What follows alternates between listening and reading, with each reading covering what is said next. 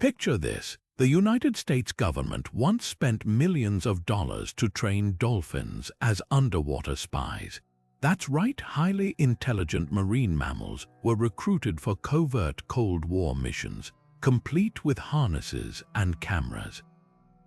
And if that sounds like something straight out of a sci-fi movie, just wait until you hear about the rest. Welcome to the strange, often unbelievable world of government experiments, where curiosity, ambition, and sometimes sheer absurdity collide in ways you'd never expect.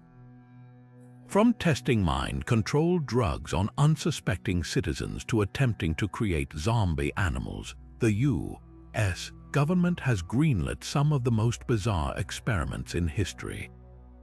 These weren't just wild ideas scribbled on a napkin. They were fully funded projects backed by taxpayer dollars and top-secret clearance. What drove scientists and officials to explore these uncharted, often downright ridiculous territories? Sometimes it was fear, other times it was unchecked curiosity, but every single one of these experiments reveals a side of history that's equal parts fascinating and unsettling. Today, we're diving into 31 of the most jaw-dropping government experiments ever conducted. You'll hear about psychic spies recruited by the CIA, radioactive breakfast cereals fed to children, and even a plan to detonate a nuclear bomb on the moon. Some of these projects sound like dark comedy. Others will leave you questioning how they ever got approval. But one thing's for sure, by the end of this journey, you'll never look at government funding the same way again. So buckle up. What follows is a roller coaster of human ingenuity, questionable ethics, and moments so strange, you'll have to remind yourself they actually happened. The first entry on our list is one of the most notorious government experiments in history, the CIA's MKUltra program. This wasn't just some fringe research project.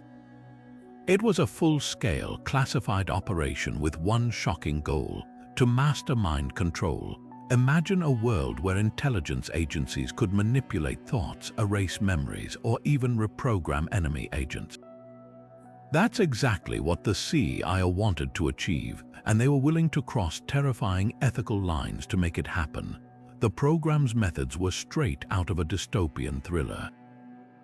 Scientists dosed unwitting subjects, ordinary people, prisoners, even their own employees, with powerful hallucinogens like LSD, often without their knowledge or consent. Some were locked in sensory deprivation tanks for days. Others endured sleep deprivation, hypnosis, or electroshock therapy in brutal attempts to break down their psyches. One particularly horrifying case involved a psychiatric patient given LSD for 77 days straight, plunging him into permanent psychosis. Why would the government fund something so extreme? The Cold War paranoia of the 1950s and 60s played a huge role. Fear of Soviet brainwashing techniques, like those rumored to be used on prisoners of war, drove the CIA to pursue their own version of psychological warfare. But here's the twist: despite millions of dollars and years of disturbing experiments, MKUltra never actually produced reliable mind control. Instead, it left a trail of ruined lives and unanswered questions. The program's darkest secrets might have stayed buried forever if not for a twist of fate. In 1973, as the Watergate scandal rocked Washington, the CIA director ordered all MKUltra documents destroyed.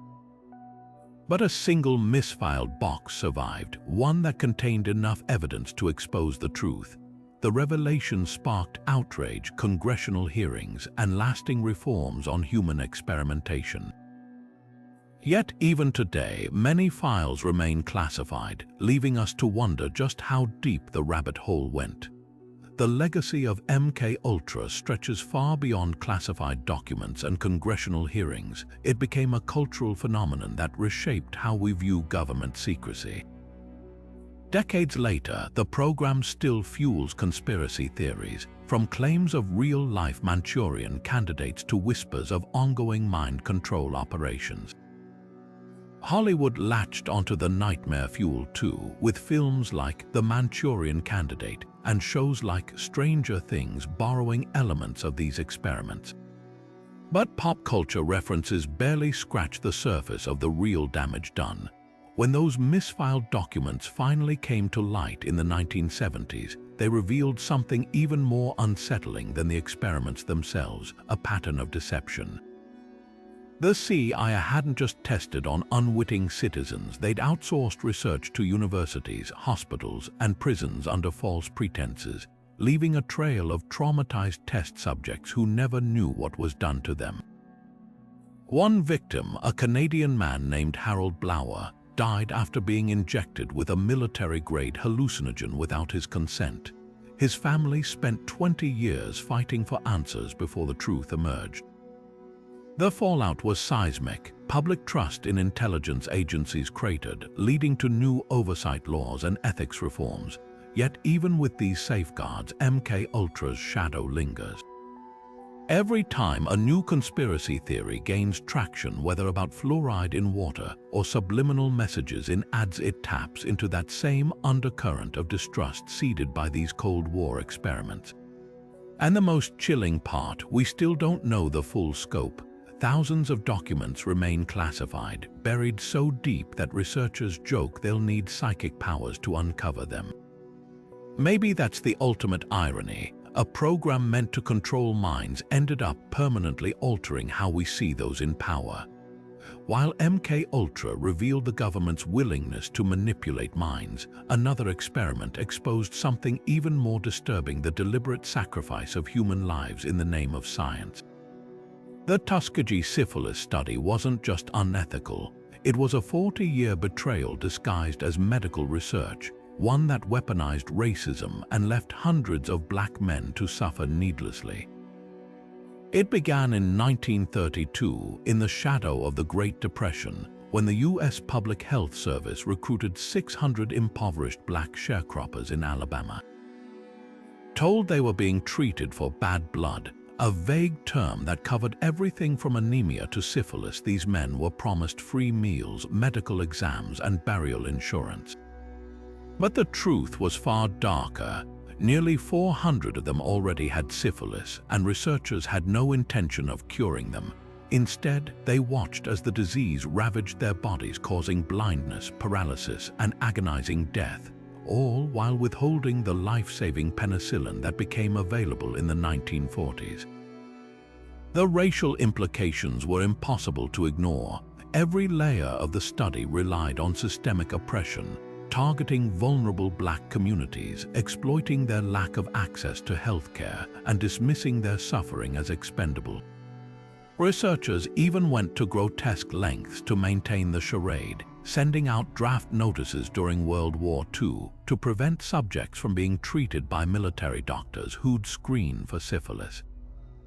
And when some men sought treatment elsewhere, the study's nurses deliberately steered them back into the experiment. For decades, the truth stayed hidden behind a wall of official secrecy. Then in 1972, a whistleblower leaked the story to the press, sparking national outrage. The fallout was swift congressional hearings, a $9 million legal settlement, and new ethical guidelines for human research. But for the survivors, justice came too late. Many had already died. Others lived with irreversible damage, their trust in medicine shattered. The Tuskegee Study's legacy still echoes today, fueling deep-seated mistrust of healthcare systems among Black Americans, a distrust that resurfaced during the COVID-19 pandemic.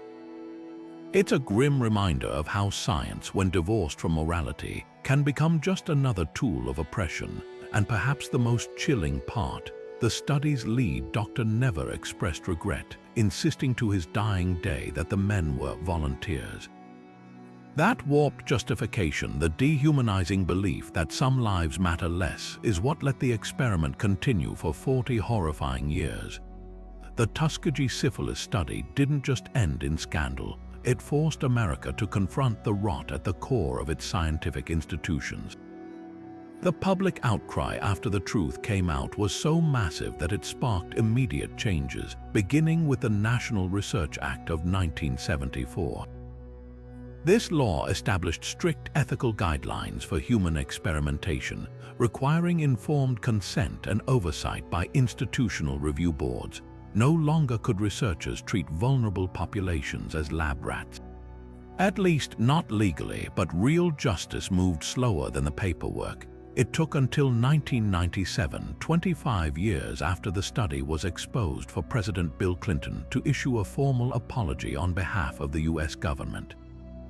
In a ceremony at the White House, he looked surviving participants in the eye and called the experiment deeply, profoundly, morally wrong. 5 of the 8 elderly men who attended would die within a year, a bitter reminder of how late accountability had come. The government also settled a class action lawsuit, paying out millions to victims and their families, though no amount of money could undo the damage. Yet the most insidious legacy of Tuskegee isn't just in policy reforms, it's in the lingering trauma. For generations of Black Americans, the study became shorthand for medical exploitation, fueling a distrust of doctors and vaccines that persists today. During the AIDS crisis, rumors spread that the disease was another government experiment targeting Black communities. Similar fears resurfaced with COVID-19 vaccines, highlighting how one unethical study could poison trust for decades. Even now, Tuskegee remains a cautionary tale taught in every medical school, a grim lesson in what happens when science abandons humanity. Researchers today must navigate rigorous ethical checks, but the shadow of those 40 years still looms. Because while laws can change overnight, rebuilding trust takes lifetimes. And in a country where racial disparities in healthcare still exist, the ghosts of Tuskegee serve as a warning. Progress isn't just about new rules. It's about who those rules are designed to protect. If you thought biological warfare was something that only happened overseas, think again. The US Navy once turned the skies over San Francisco into an open-air laboratory with terrifying consequences. Codenamed Operation Sea Spray, this 1950 experiment aimed to test how a major American city might fare during a biological attack. But instead of simulations or controlled lab conditions, the military chose to spray live bacteria directly over unsuspecting neighborhoods, turning 200,000 civilians into involuntary test subjects. The weapon of choice was Serratia marcescens, a bacterium chosen for its harmless reputation and bright red color, making it easy to track as it drifted through the city. Navy ships released massive clouds of the pathogen along the coastline, while scientists monitored how far it spread. Streets, homes, and even hospital wards soon showed traces of the bacteria. Officials assured the public the test was perfectly safe. They were wrong. Within days, 11 people at a local hospital developed severe urinary tract infections caused by, you guessed it, Serratia marcescens. One patient, a retired pipefitter named Edward Nevin, died when the infection reached his heart. His family later sued the government, but the case was dismissed under claims of sovereign immunity. The military insisted the bacterium was harmless, despite mounting evidence to the contrary. Even more disturbing, documents later revealed that similar tests had been conducted in over 200 cities nationwide, exposing millions to potential pathogens without their knowledge.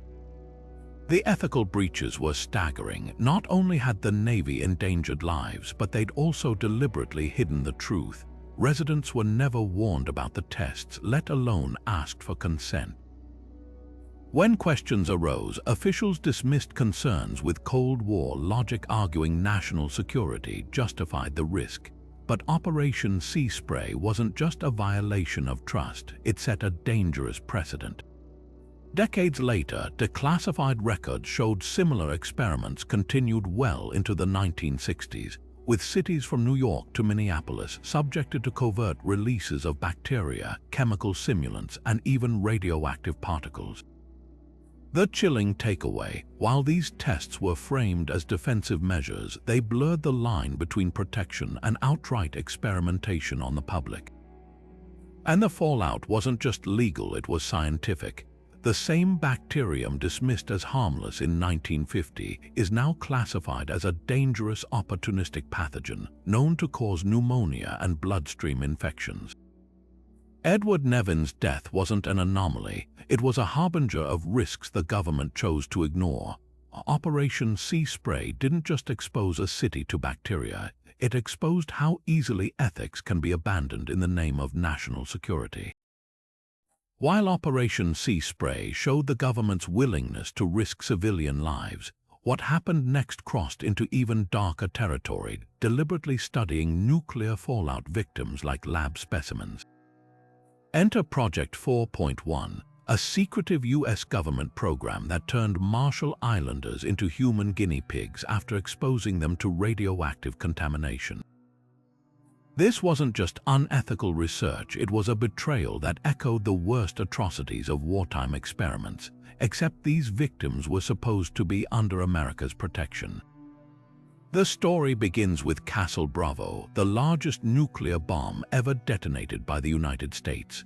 On March 1, 1954, the military lit up the Pacific sky with an explosion 1,000 times more powerful than Hiroshima.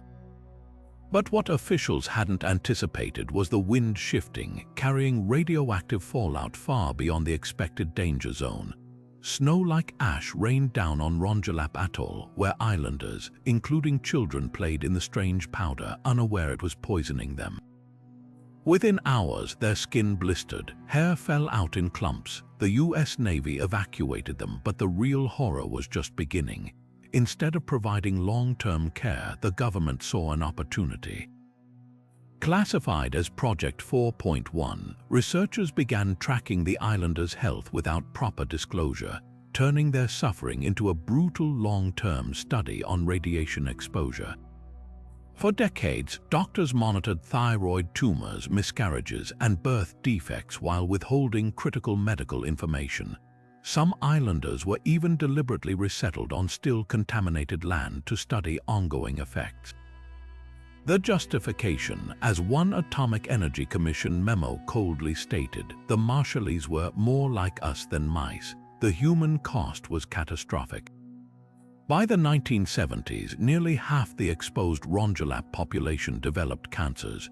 Children born years after the blast suffered skeletal abnormalities and stunted growth. Yet the U.S. repeatedly denied responsibility, even as internal documents proved they knew the risks. It took until 1994 for the Clinton administration to finally release suppressed data showing radiation levels were far higher than admitted, but by then, generations had already paid the price. What makes Project 4.1 especially grotesque is the colonial power dynamic at play. The Marshall Islands were a U.S. trust territory, meaning America had a legal duty to protect its residents. Instead, they became test subjects in a real-world Hiroshima simulation. Researchers published papers on their deteriorating health while actively blocking access to independent medical care. The parallels to Tuskegee are undeniable. Both cases exploited vulnerable populations under the guise of scientific progress. But while Tuskegee's victims were denied treatment, the Marshallese were essentially poisoned twice, first by the bomb, then by the betrayal of those who promised to keep them safe. The legacy still haunts the Pacific today. Despite a $150 million settlement in the 1980s, many Marshallese argue compensation can't undo generations of suffering. Some islands remain uninhabitable, their soil laced with plutonium half-lives longer than human memory. And perhaps most damning of all, the same researchers who downplayed risks to the Marshallese later used that flawed data to set global radiation safety standards, meaning decisions affecting millions worldwide were based on unethical experiments the victims never consented to. Project 4.1 wasn't just a study. It was a slow-motion crime disguised as science, proving once again that when governments view people as data points, humanity is the first casualty. If the horrors of Project 4.1 made you think radiation experiments couldn't get worse, prepare for a gut punch. The U.S. government didn't just study accidental exposures. they deliberately poisoned their own citizens in the name of science. From 1945 to 1974, thousands of Americans became unwitting test subjects in a labyrinth of human radiation experiments so vast, even Congress was stunned when the truth finally surfaced decades later. One of the most notorious cases unfolded at a Massachusetts school for boys with behavioral issues. Researchers from Harvard and MIT, funded by the Atomic Energy Commission, fed radioactive oatmeal to students in what they called a science club.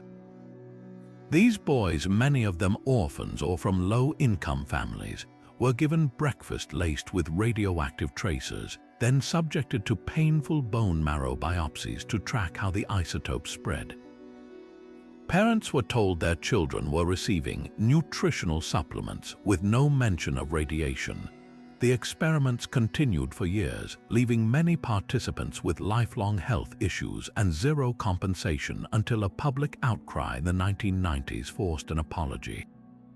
But the cruelty didn't stop there. In Tennessee, over 800 pregnant women were given vitamin cocktails at their first prenatal visits, except those cocktails contained radioactive iron.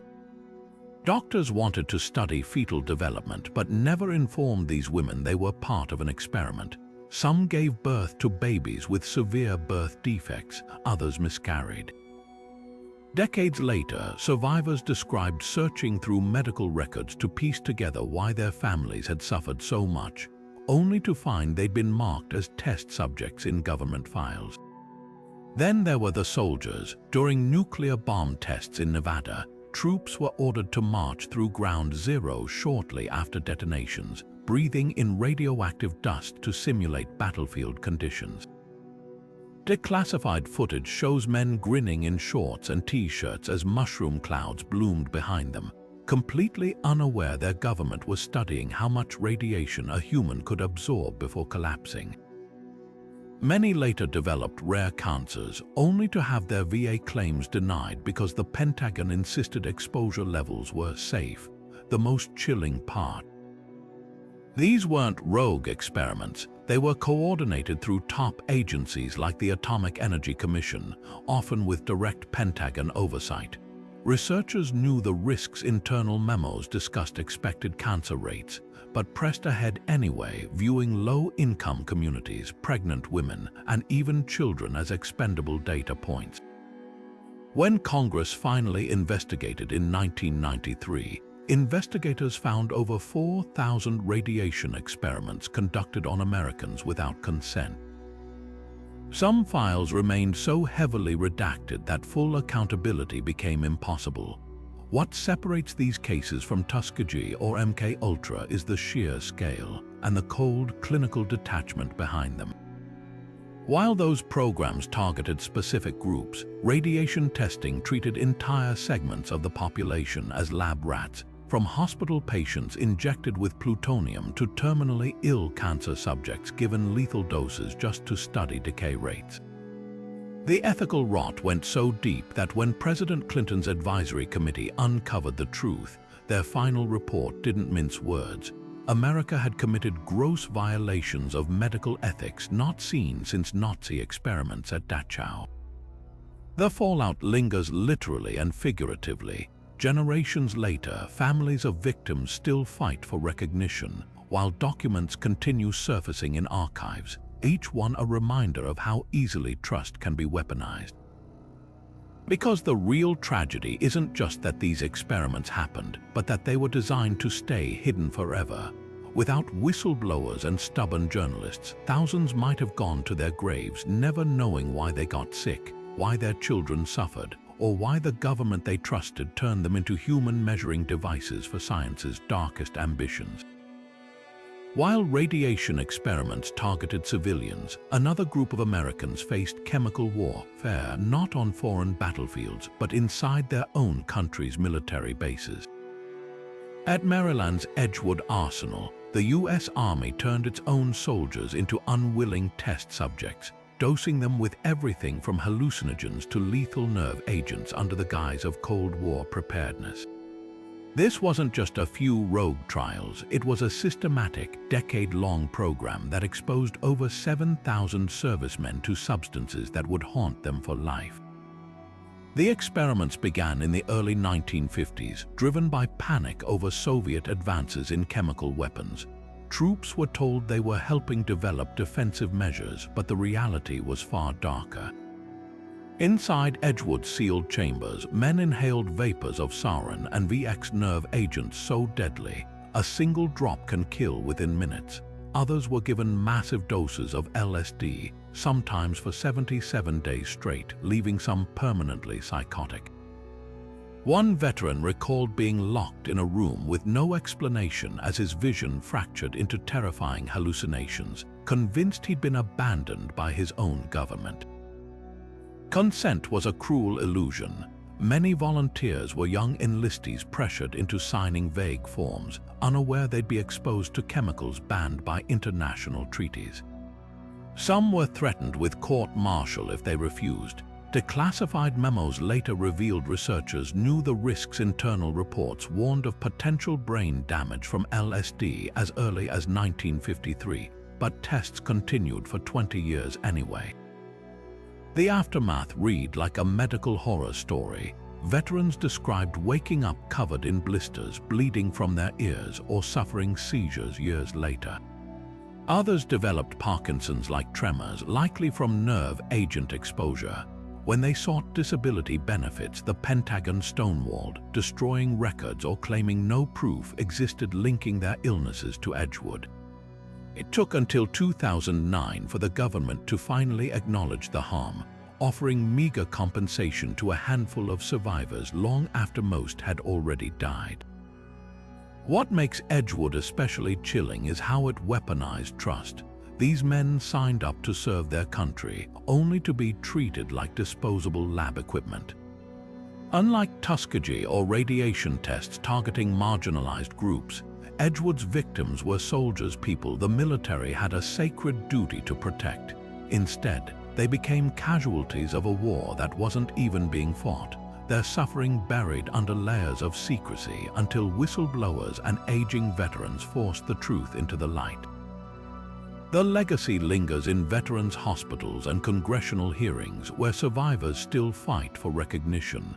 But perhaps the most damning evidence came from an unexpected source, the CIA. Declassified files showed Edgewood data was shared with intelligence agencies, proving these weren't just defensive studies. They were refining tools for offensive chemical warfare using American troops as practice targets. A grim reminder that when governments prioritize secrets over lives, even those in uniform aren't safe from becoming experiments.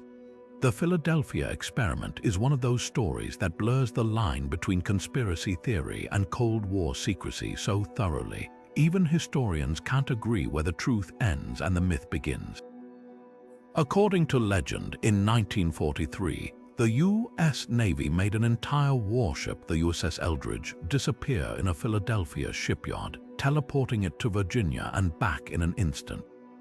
Some versions claim sailors were fused into the hull during the process, their bodies horrifically merged with the metal. Others insist the event was a secret test of Einstein's unified field theory, an attempt to bend light and gravity to render objects invisible. It's the kind of story that sounds ripped from a sci-fi novel, but its persistence in pop culture raises a chilling question. Could there be a kernel of truth buried under decades of embellishment?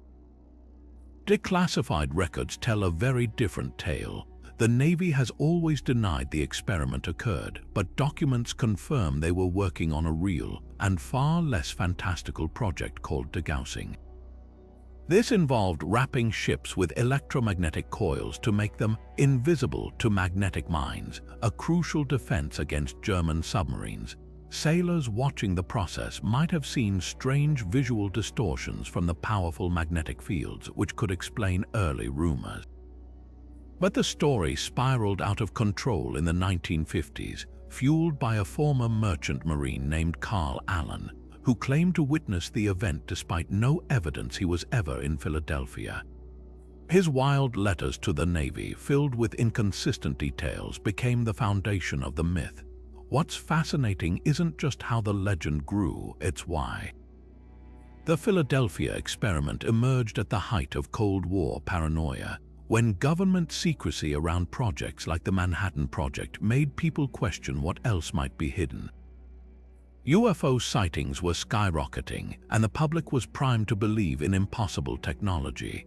The story also tapped into very real fears about military experiments gone wrong, echoing incidents like Edgewood or radiation testing. By the 1980s, the myth had taken on a life of its own, spawning books, documentaries, and even a feature film starring Michael Pear. But here's where it gets eerie. While the teleportation claims are clearly fiction, recently uncovered files suggest the Navy was exploring radical cloaking technology in the 40s under Project Rainbow, an offshoot of research into radar invisibility. None of it involved teleportation, but the name alone was enough to fuel speculation. And then there's the odd case of Dr. Morris Jessup, an astrophysicist who investigated the legend and later died under mysterious circumstances, his car found filled with exhaust fumes. Conspiracy theorists insist he knew too much, though evidence points to suicide. The Philadelphia experiment endures because it plays on our deepest fascinations and fears. The idea that governments hide world-changing science, that ordinary people might stumble into nightmares beyond comprehension. It's a cautionary tale about how easily facts can morph into folklore when mixed with secrecy and imagination.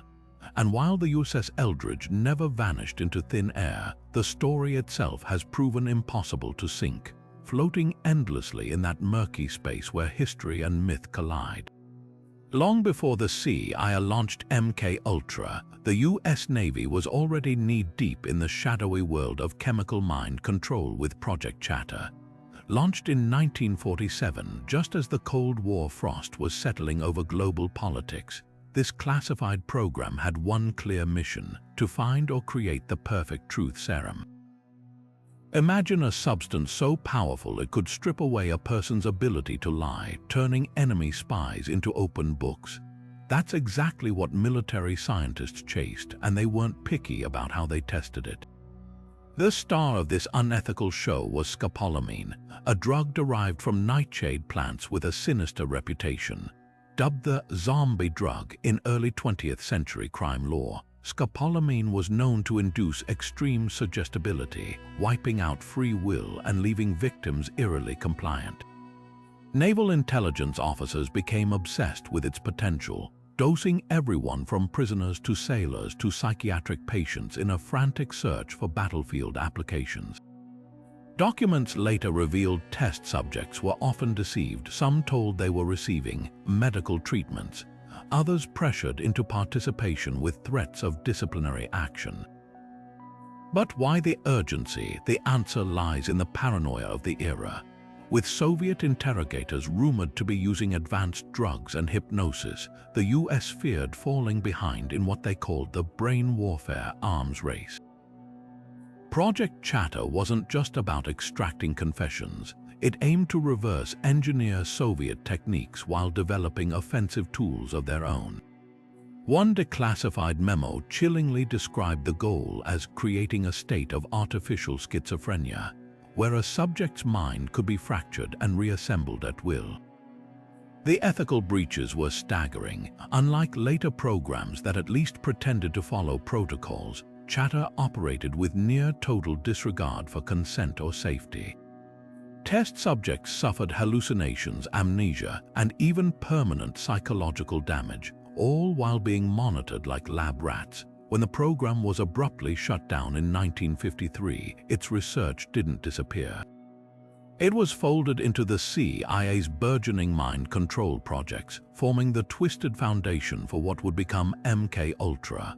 What makes Project Chatter particularly haunting isn't just its methodology, it's the precedent it set.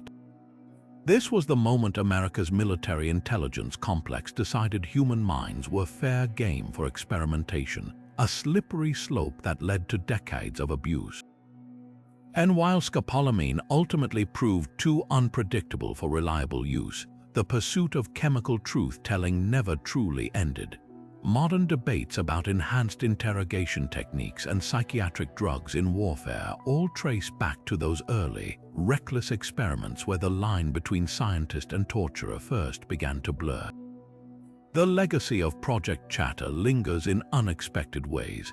That same scopolamine once weaponized by the Navy is now a common motion sickness patch, a mundane product hiding a dark origin story. Meanwhile, declassified files continue surfacing, revealing just how many test subjects were never told what was done to them. It's a stark reminder that in the race for security, governments often treat morality as collateral damage, and once certain doors are opened, they're nearly impossible to close. Project Artichoke was the CIA's first full plunge into the abyss of forced mind control, a brutal precursor to MK Ultra that swapped scientific curiosity for outright psychological warfare. While later programs at least pretended to have research goals, Artichoke operated with chilling clarity. Its purpose was to break people, not just extract information, but dismantle human minds and rebuild them into compliant tools. This wasn't experimentation, it was institutionalized torture disguised as national security. The methods read like a medieval torturer's manual updated for the atomic age. Suspected double agents captured enemy operatives, and even unwitting civilian test subjects were subjected to relentless combinations of drugs and hypnosis. Sodium pentothal, the so-called truth serum, was injected alongside barbiturates to chemically strip away resistance.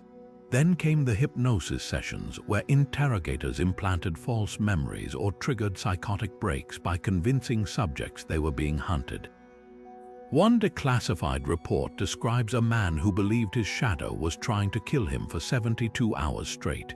Another case involved a prisoner dosed with LSD for weeks until he couldn't recall his own name. But the real horror lay in Artichoke in game. Documents reveal plans to create programmed assassins, hypnotized patsies who could carry out killings with no memory of doing so. Sound familiar? That's because this exact concept later fueled conspiracy theories around real-world events like Robert Kennedy's assassination. While no evidence proves such sleeper agents were ever successfully deployed, the mere fact the CIA pursued the idea shows how far they'd strayed from ethics. What set Artichoke apart was its cold pragmatism. Unlike MK Ultra's scattered experiments, every technique here served a specific operational purpose. Need a spy to betray his country? Overdose him on mescaline until he signs a confession.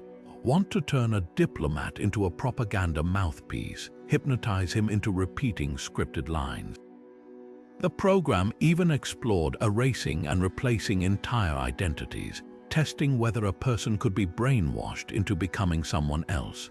Few records survive of those who endured this. Most were left shattered, their psyche as collateral damage in a war they never signed up for.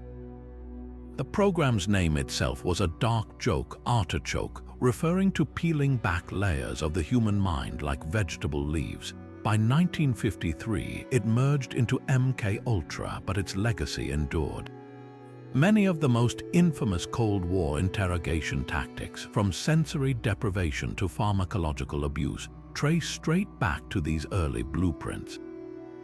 And while the CIA insists such methods are now retired, the same foundational research still echoes in black site prisons and enhanced interrogation debates. Project Artichoke proved one thing with terrifying certainty. Once you decide consciousness is just another system to hack, there's no limit to how far you'll go. In December 1949, a covert operation codenamed the Green Run turned the skies over Washington state into a radioactive testing ground, with devastating consequences that would linger for generations. Unlike accidental exposures from nuclear tests, this was a deliberate release of radioactive iodine-131, part of a Cold War experiment to simulate how Soviet nuclear plants might contaminate the environment during an attack. But the military didn't just study hypothetical scenarios, they unleashed the equivalent of a small nuclear meltdown over unsuspecting communities, prioritizing data over human lives. The test's name itself was a red flag. Green Run referred to the use of freshly irradiated fuel from the Hanford nuclear site, material so volatile it hadn't even undergone standard cooling periods. This meant the iodine released was far more potent than normal reactor emissions, designed to mimic the worst-case Soviet breach. Over 2 days, massive fans blew radioactive particles across the Columbia River basin, drifting over farms, schools, and towns. Residents noticed a metallic taste in the air and strange, gritty dust coating their windows, but officials assured them it was harmless. They were lying. Declassified documents later revealed the staggering risks taken. Radiation levels near the release site were thousands of times higher than safety thresholds, with iodine-131, a known thyroid carcinogen contaminating milk supplies through grazing cows. Children whose growing bodies absorbed the isotope more readily drank it in their breakfast glasses. Families ate vegetables from irradiated gardens, unknowingly ingesting particles that would embed in their bodies for years. The government knew. Silent Geiger counters hidden in town halls recorded alarming spikes, while teams in hazmat suits secretly sampled soil and livestock, never warning the public. The aftermath unfolded like a slow-motion disaster. By the 1960s, thyroid cancer rates in the region began climbing mysteriously. Farmers reported livestock with grotesque deformities, lambs born with multiple heads, cows with rubbery, disintegrating bones. Still, officials denied any connection to the Green Run. It wasn't until the 1980s, thanks to tireless investigative work by journalists and activists, that the truth finally surfaced. Families who'd lost loved ones to rare cancers filed lawsuits, but most cases were dismissed under the government's shield of national security. Compensation, when it came, was too little and too late, a paltry settlement that didn't even cover medical bills for some.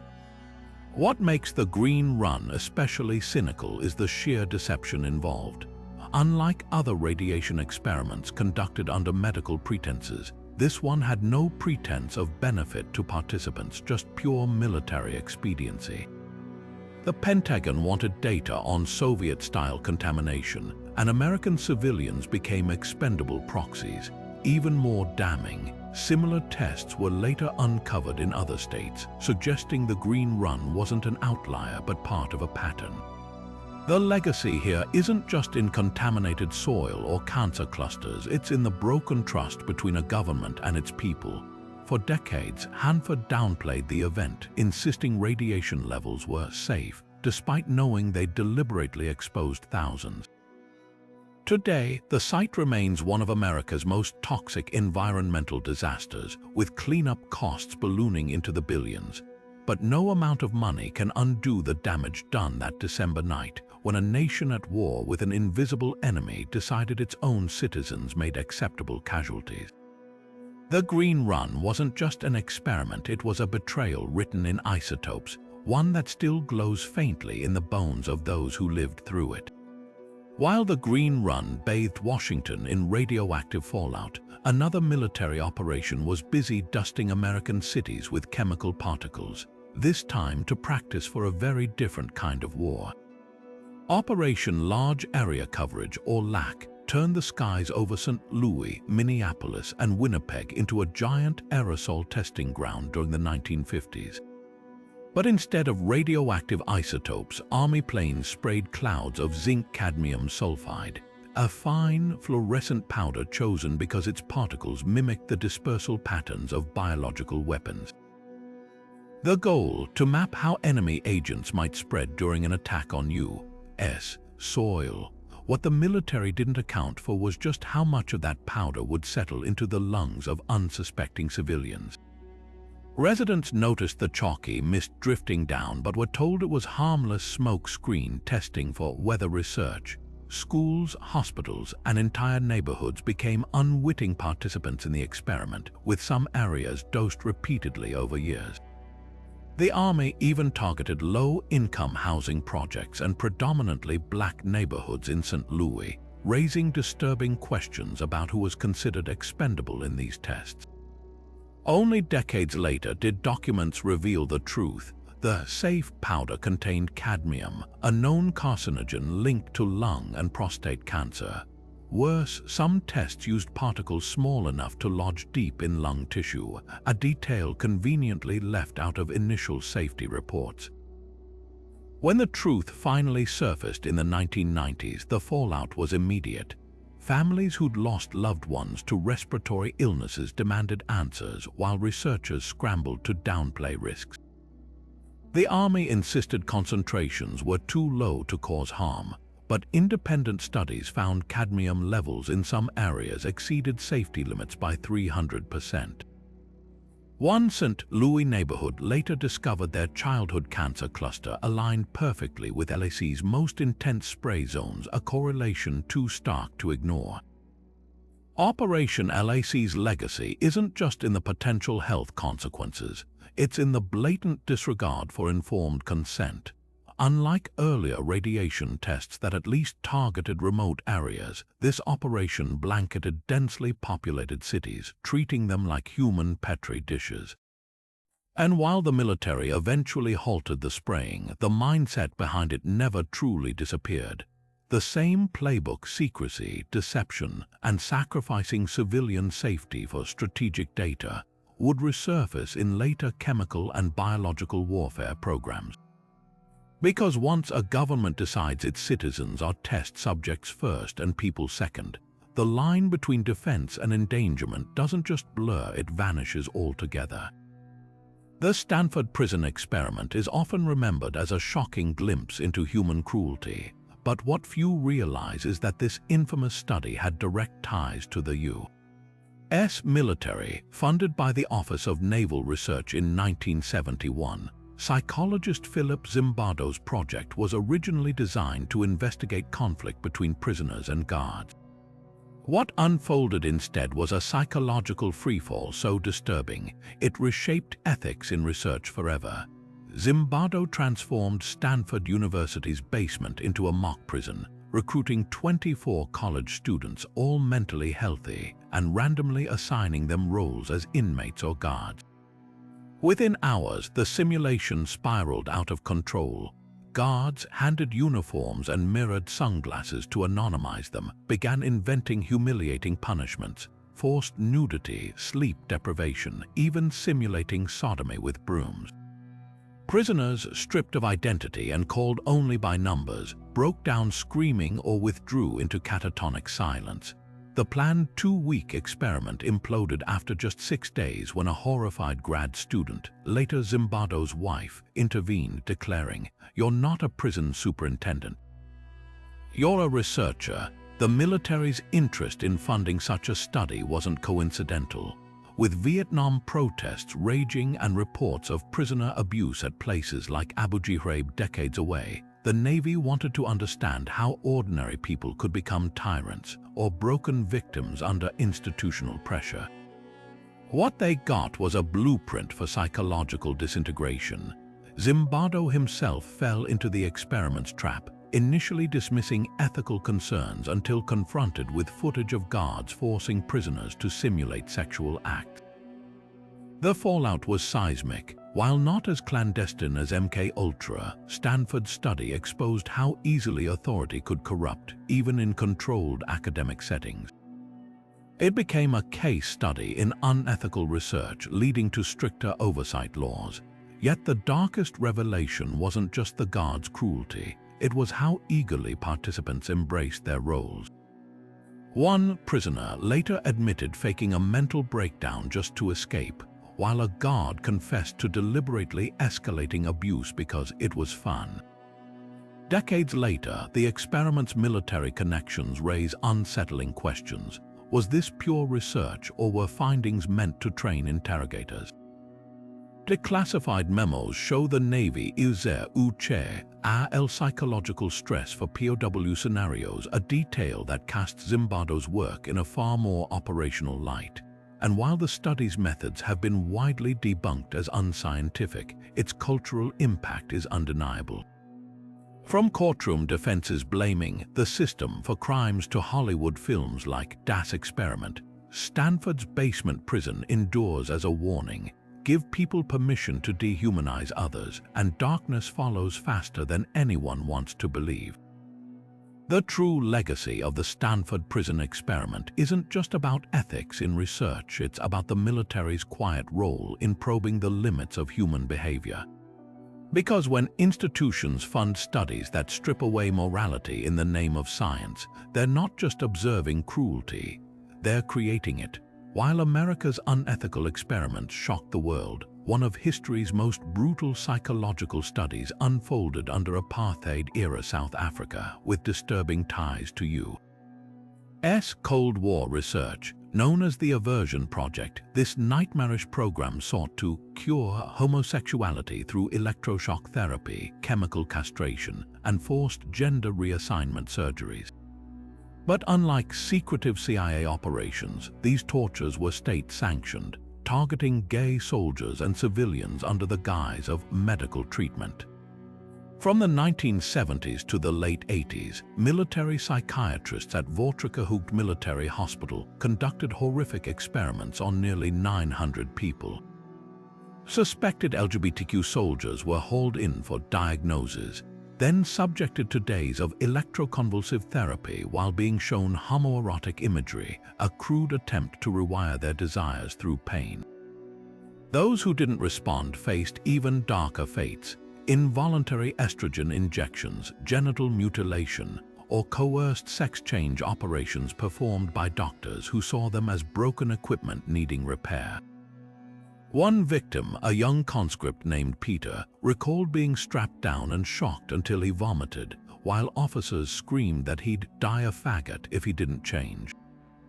The project's roots reveal chilling Cold War connections. Declassified files show South African military psychiatrists trained at U.S. institutions studying MK-Ultra techniques. While no direct evidence proves American involvement, the parallels are undeniable. Both nations treated sexuality as a weaponizable flaw, exploiting pseudoscience to control bodies and minds. Even the methods overlapped. South Africa's shock treatments mirrored CIA experiments with aversion therapy, while their hormone injections recalled U.S. trials using synthetic estrogen to calm homosexual prisoners.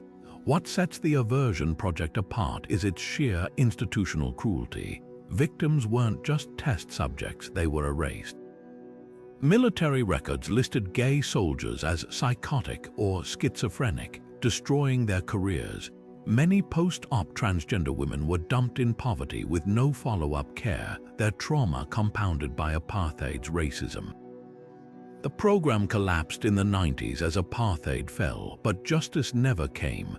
Key architects fled to private practice, while documents were lost, leaving survivors to spend decades fighting for acknowledgement. The legacy here isn't just about torture, it's about how governments weaponize medicine to enforce conformity. America and South Africa, despite opposing Cold War alignments, arrived at the same horrific conclusion: that human identity was something to be broken and remade in the lab. And while the Aversion Project scars are uniquely South African, its blueprint echoes globally wherever prejudice disguises itself as science. Project SHAD might sound like a harmless acronym, but its full name, Shipboard Hazard and Defense, hides a chilling reality. From 1962 to 1973, the U.S. Navy and Department of Defense turned unsuspecting sailors into test subjects for some of the most dangerous chemical and biological agents known to science. The goal: to determine how well warships could withstand attacks from weapons like VX nerve gas and weaponized bacteria. But the cost of that research was borne by thousands of crew members who never knew the toxins they were breathing would haunt them for life. Take the case of the USS Power, a destroyer deliberately sprayed with VX, a nerve agent so lethal that a single drop can kill within minutes. Sailors were told they were participating in routine decontamination drills, never informed the harmless mist enveloping their ship was actually a chemical weapon. Others aboard the USS Granville S Hall recall being locked below deck while aircraft released clouds of Serratia marcescens bacteria overhead, the same pathogen tested over San Francisco in Operation Sea Spray. Some ships even had live nerve agents detonated nearby, creating plumes of poison meant to simulate enemy attacks. For decades, veterans who developed rare cancers, neurological disorders, and respiratory diseases hit bureaucratic walls when seeking medical care. The Pentagon initially denied Project SHAD's existence altogether, dismissing illnesses as coincidental. When forced to acknowledge the program in 2002 under pressure from Congress and veterans groups, officials still downplayed risks, claiming exposure levels were too low to cause harm despite internal memos showing they'd used undiluted agents in some tests. The fight for recognition became its own kind of battle. Navy veteran Jack Alderson, who commanded test vessels, spent years gathering testimony from dying crewmates before Congress finally listened. His efforts helped uncover over 100 previously classified tests, revealing that soldiers had been exposed not just to simulated attacks, but to real biological weapons like Q fever and tularemia.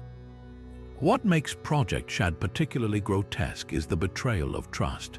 These weren't volunteers signing up for high-risk research. They were servicemen following orders, believing their military would protect them.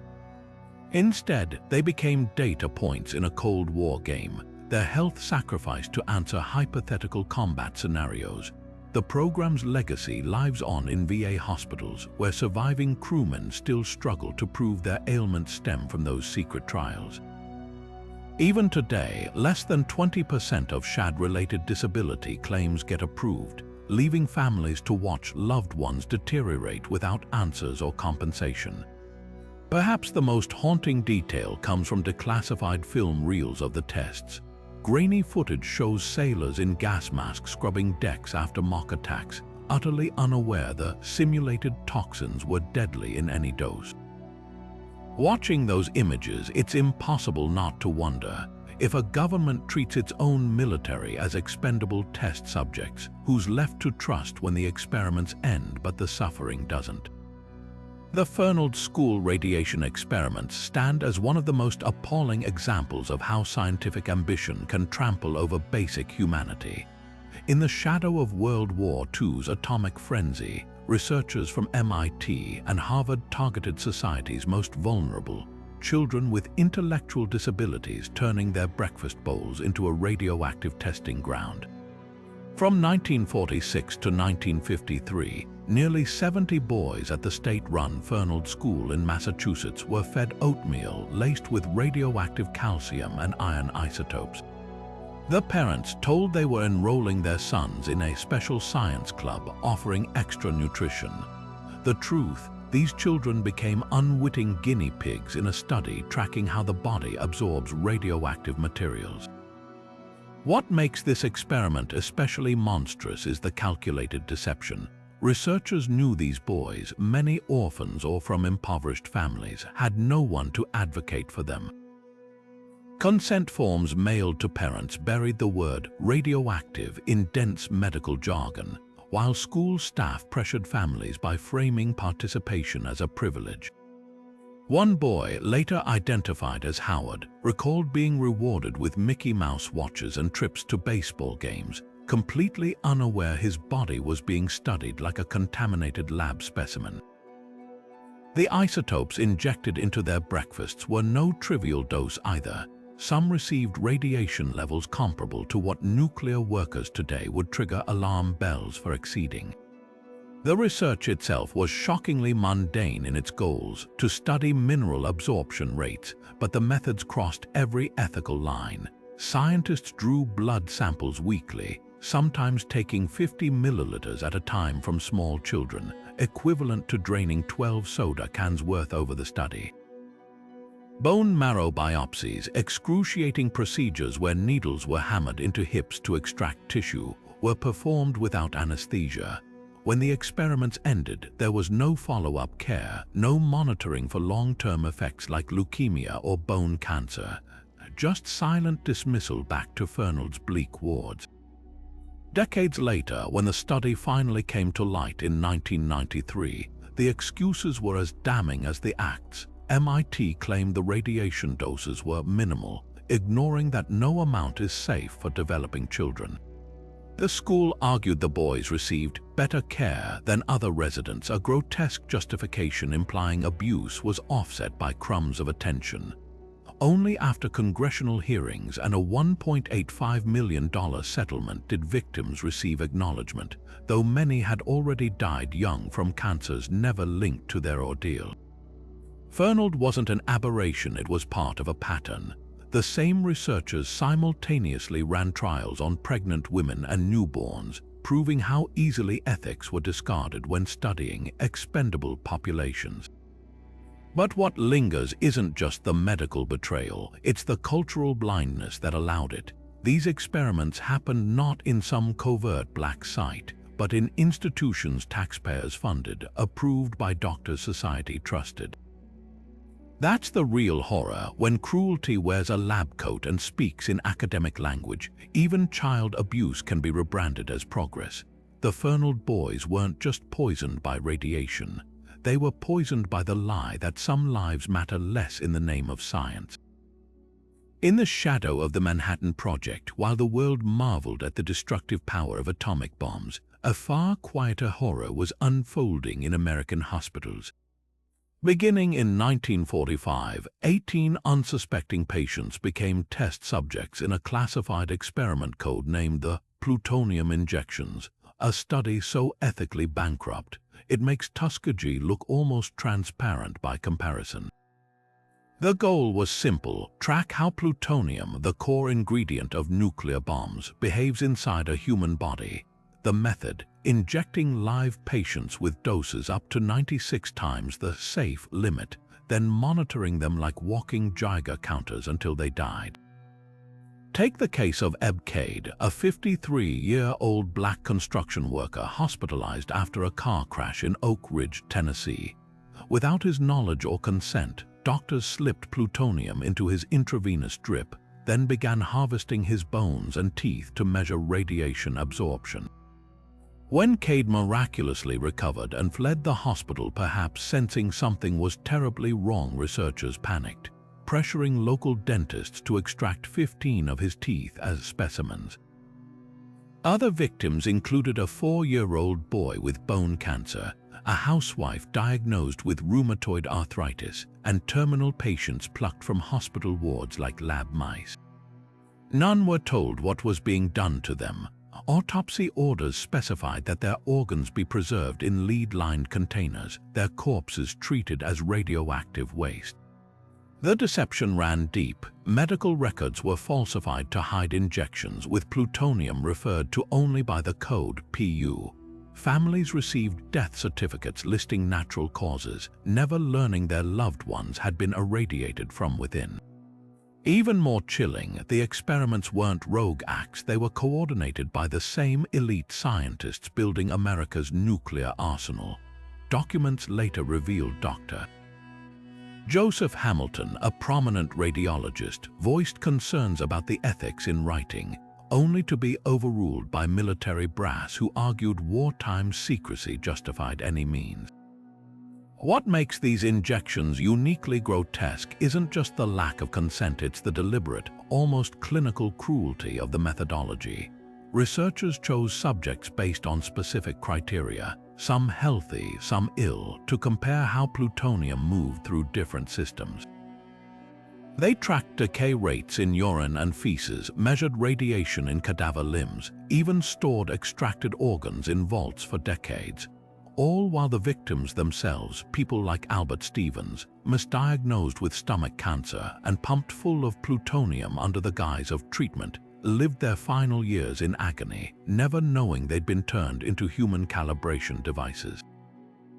The echoes of these experiments linger today in unexpected ways. When the truth finally leaked in the 1990s, investigators found vials of plutonium, contaminated ashes from cremated victims still sitting on government shelves. Some families only discovered their relatives had been tested upon when reporters knocked on their doors 50 years later. The government's eventual apology and compensation came too late for nearly all involved, a hollow gesture for lives treated as disposable data points.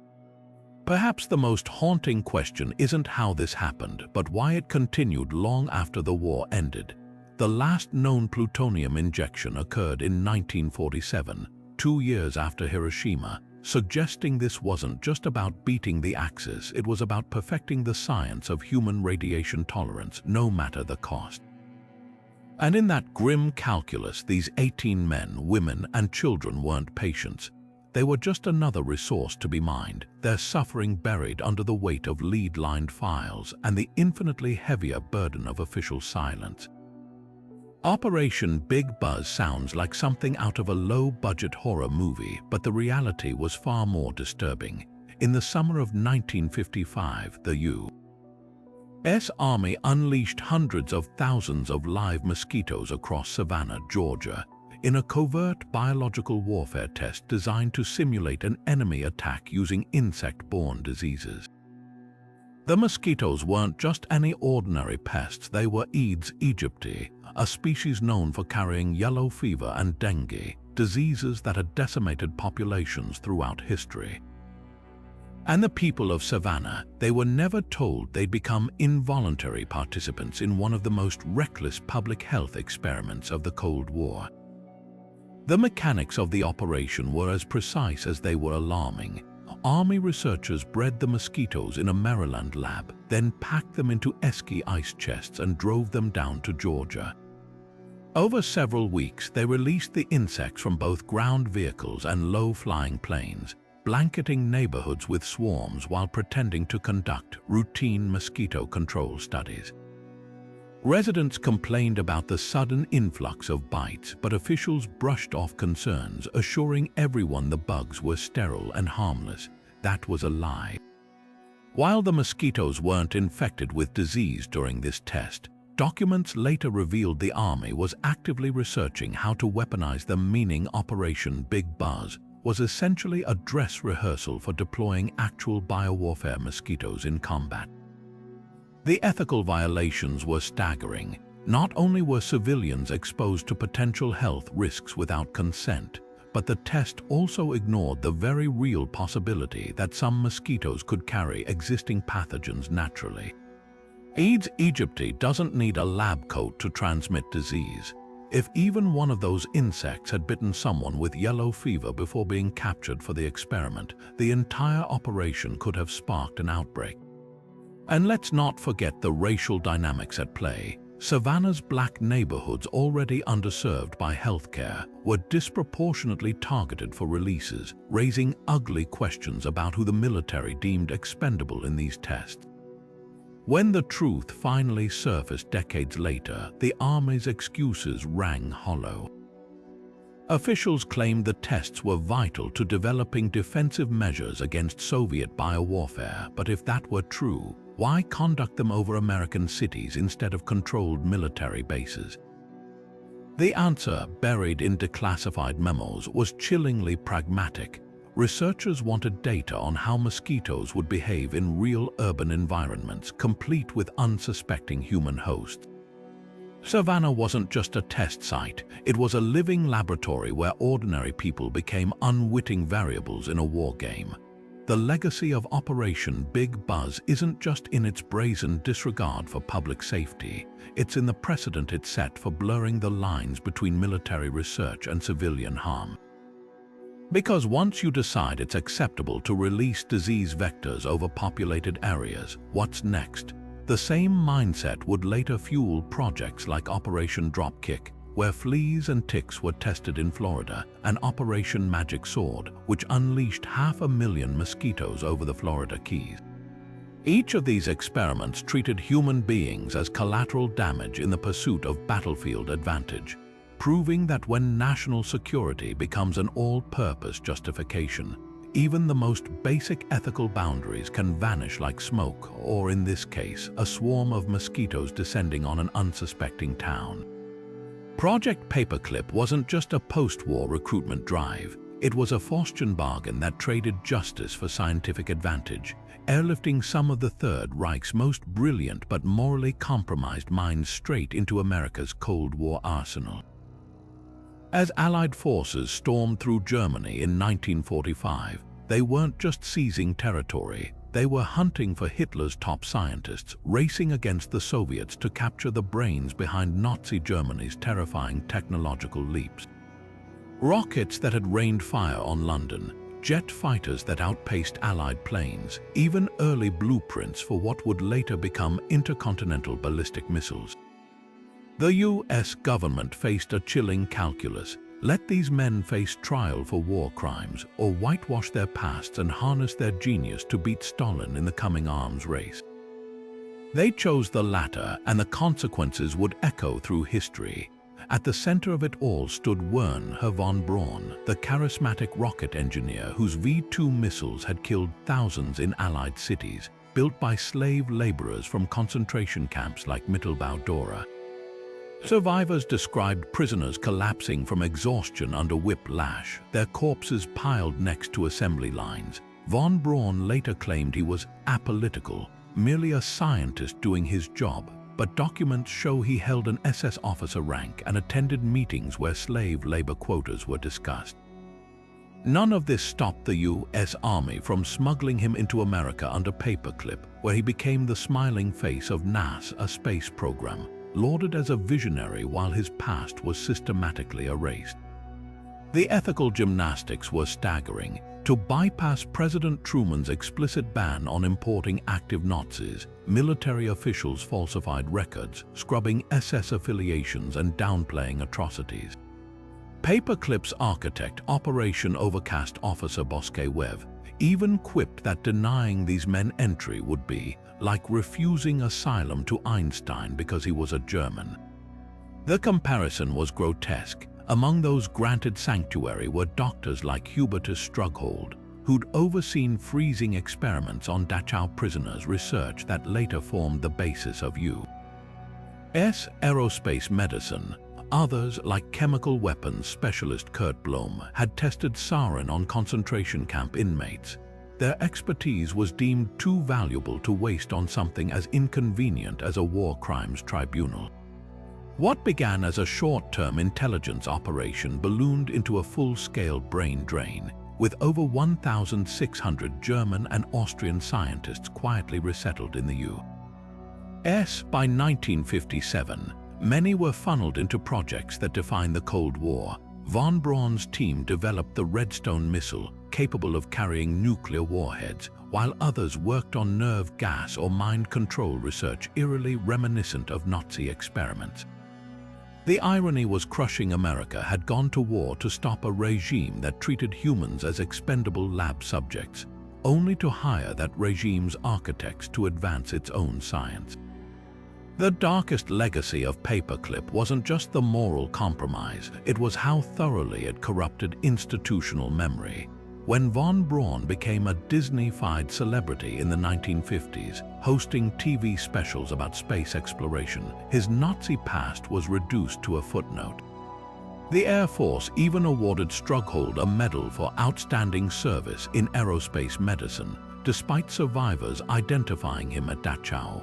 This whitewashing had consequences. Decades later, when the CIA sought interrogation techniques after 9/11, they turned to methods rooted in the very torture studies Paperclip scientists had helped refine.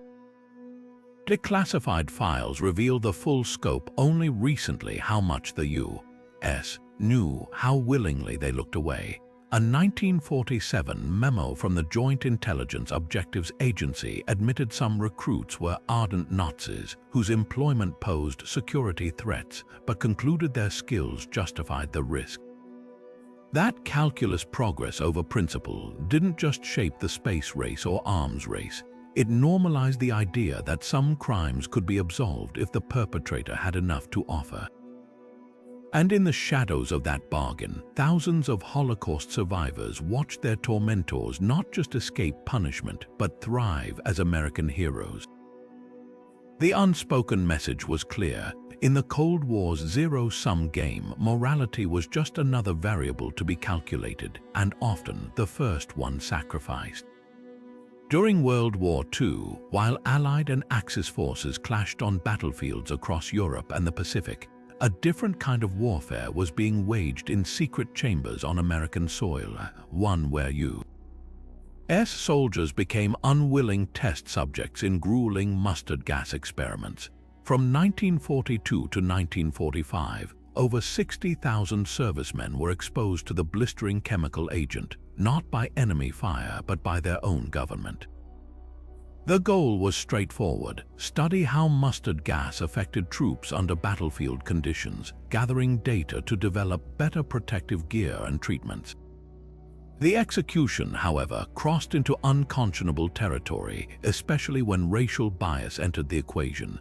The tests took place at places like Edgewood Arsenal in Maryland and Bushnell Army Airfield in Florida, where soldiers were locked in gas chambers or ordered to don chemical-soaked uniforms. Some endured hours of exposure, their skin erupting in agonizing blisters, their lungs searing as they struggled to breathe. The cruelty wasn't just in the experiments themselves, it was in the stark racial divide that shaped them. Declassified documents later revealed that Black and Puerto Rican troops were disproportionately selected for the most dangerous trials, often subjected to higher concentrations than their white counterparts. Researchers operating under the racist pseudoscience of the era claimed melanin might offer natural resistance to chemical burns, a baseless theory that led to prolonged, torturous exposures for soldiers of color. One African-American veteran, Nathan Schnerman, recalled being locked in a chamber until his body was covered in second-degree burns, only to be denied proper medical care afterward.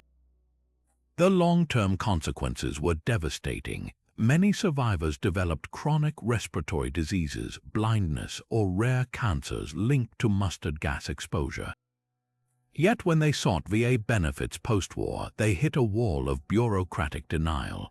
The government initially claimed records were lost, then argued exposures were too minimal to cause harm despite internal studies showing some men received doses 50 times higher than safety thresholds. It took until the 1990s for the Pentagon to finally acknowledge the experiments, releasing a list of participants that confirmed what veterans had said for decades. By then, most had already died, their families left to piece together fragmented medical histories. What makes these experiments especially egregious is how they weaponized the very people sworn to protect the nation. These weren't volunteers signing up for hazardous duty. They were young draftees, many still teenagers, following orders they didn't understand. The racial component adds another layer of horror, exposing how systemic prejudice turned soldiers into expendable test subjects. While the U.S. was fighting a war against fascism abroad, it was conducting its own version of human experimentation at home, complete with a hierarchy of who was deemed more or less valuable. The mustard gas trials didn't just leave physical scars, they eroded trust. Decades later, veterans' descendants still struggle with intergenerational health issues, from respiratory conditions to autoimmune disorders, all traced back to those sealed chambers. And perhaps the most bitter irony, much of the data collected was useless. By the time results were analyzed, the war had ended and chemical warfare tactics had shifted. Those 60,000 men suffered for science that was obsolete before the ink dried on their files, a haunting reminder of what happens when ethics are sacrificed in the name of preparedness, and when the line between soldier and lab rat disappears entirely. The classroom buzzed with excitement as history teacher Ron Jones wrote 3 words on the blackboard: strength through discipline. It was April 1967 at Cubberley High School in Palo Alto, California, the first day of what Jones called the third wave, a week-long experiment to show his sophomores how easily democratic societies could slip into fascism. Funded by a National Science Foundation grant aimed at innovative teaching methods, this simulation would spiral far beyond Jones' expectations, revealing uncomfortable truths about human nature that still resonate today. Jones began with simple rules. Students must sit at attention before class, stand to ask or answer questions in 3 words or less, and address him as Mr. Jones with military-style respect. Within hours, the changes were startling. Normally rowdy teens sat ramrod straight, competing to outdo each other in precision and obedience. The next day, Jones introduced the movement salute, a cupped hand wave resembling a breaking ocean crest, which students began using in hallways and cafeterias. By day 3, over 200 teenagers had joined the third wave voluntarily, reporting classmates who broke rules and embracing the collective identity with eerie fervor. What began as academic theater quickly morphed into something darker. Students who questioned the exercise were ostracized. A secret police force emerged, intimidating dissenters. Jones found notes on his desk denouncing traitors, while star members flaunted special armbands he'd given as rewards. The most chilling moment came when Jones tested loyalty by ordering students to guard the school's library. Not a single one refused, despite having no legal authority to do so. Parents began calling, confused why their children were preaching about discipline and superiority at dinner tables. The experiment imploded dramatically on day 5. Jones assembled the growing movement in the auditorium, claiming their nationwide leader would appear via television broadcast. When static-filled screens flickered to life instead of a fascist figurehead, students saw footage of Nazi rallies. The same salutes, same blind obedience, same terrifying groupthink. "You thought you were special," Jones told the stunned room, "but you willingly traded freedom for the feeling of superiority." The room erupted in tears as teenagers realized how effortlessly they'd embraced authoritarianism. The third wave's legacy extends far beyond a high school history lesson. Military academies and psychology programs still study it as a case study in how ordinary people, especially young, idealistic ones, can be manipulated through peer pressure, ritual, and the allure of belonging. Jones' students weren't monsters. They were typical American teens who discovered the seductive power of collective purpose, even when that purpose was manufactured. The experiment also exposed how fragile democratic values can be when pitted against human cravings for order and identity, a lesson uncomfortably relevant in today's age of social media radicalization and polarized politics. Perhaps most unsettling is how little coercion was needed. No guns, no threats, just a teacher's authority and the gradual normalization of control. When Jones later reflected on why his simulation succeeded, he pinpointed something we'd rather not acknowledge. The third wave worked because it felt good. Students described the week as exhilarating, freeing them from the anxiety of individual choice. That's the real warning buried in this classroom experiment, not that fascism is powerful, but that it's often welcomed. The road to authoritarianism isn't always paved with fear. Sometimes it's lined with the comfortable illusion that someone else has all the answers. Of all the bizarre chapters in Cold War espionage, none walk the line between absurdity and ambition quite like the CIA's Acoustic Kitty, a $1 million attempt to turn ordinary house cats into high-tech surveillance tools. The premise sounds like satire. Surgeons implanted microphones into a cat's ear canal, wound a battery pack into its rib cage, and threaded an antenna through its tail, creating what one memo called a living surveillance system. The idea: deploy feline agents to slink through enemy compounds, eavesdropping on Soviet diplomats or Viet Cong operatives with zero suspicion. The project's downfall was as predictable as it was spectacular. During the very first field test, agents released their cyborg cat near a park bench where 2 men were conversing only for the animal to immediately bolt into traffic and get hit by a taxi. Declassified documents dryly noted the acute problem of cat motivation, admitting that training a creature hardwired to chase birds and nap in sunbeams proved more difficult than anticipated. The CIA scrapped the program in 1967, writing off the equivalent of $20 million in today's dollars as a loss. What makes Acoustic Kitty more than just a punchline is the chilling logic behind it. This wasn't some rogue scientist's pet project. It reflected a genuine belief that living creatures could be hacked like machines. The same era that birthed MK Ultra's mind control trials saw animals as mere hardware for espionage, from dolphins rigged with explosives to ravens trained for aerial photography. A declassified memo summed it up best. The work done on this problem over the years reflects great credit on the personnel who guided it, but our practical results were negative. Translation: we tortured a lot of cats and learned nothing. The legacy of Acoustic Kitty lingers not in technological breakthroughs, but as a cautionary tale about unchecked bureaucratic whims. When secrecy shields projects from scrutiny, even the most ludicrous ideas can siphon taxpayer dollars for years. And while the CIA eventually declassified the program, one wonders how many other animal espionage experiments remain buried in the archives, each a testament to the surreal lengths governments will go when they mistake ambition for innovation and living beings for disposable gadgets. The idea of psychic spies might sound like pure science fiction, but for nearly 2 decades, the US government funneled millions into a program that trained soldiers to see hidden targets across the globe, no satellites or wiretaps required. Known as the Stargate Project, this ultra-classified initiative was the military's boldest gamble on the power of the human mind, blending Cold War paranoia with a fringe science called remote viewing. The premise: certain individuals could mentally project themselves to distant locations, gathering intel on everything from Soviet missile silos to kidnapped diplomats. Declassified files reveal how seriously this was taken.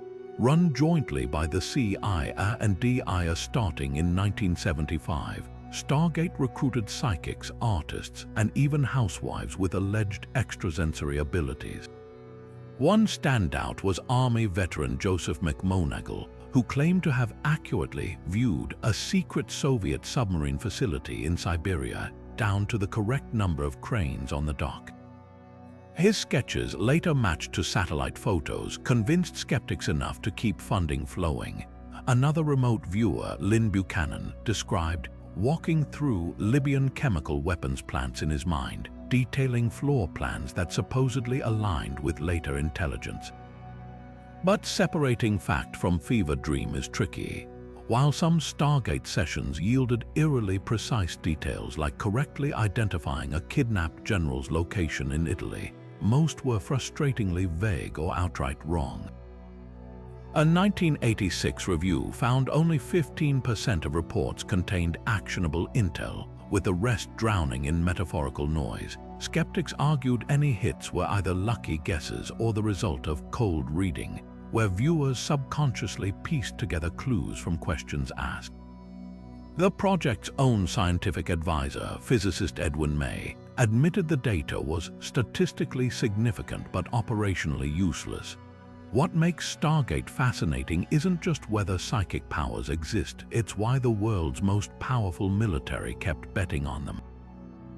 The answer lies in Cold War desperation, with the Soviets allegedly investing in their own psychic programs, including rumors of thought projection weapons. America feared falling behind in any potential battlefield advantage, no matter how far-fetched.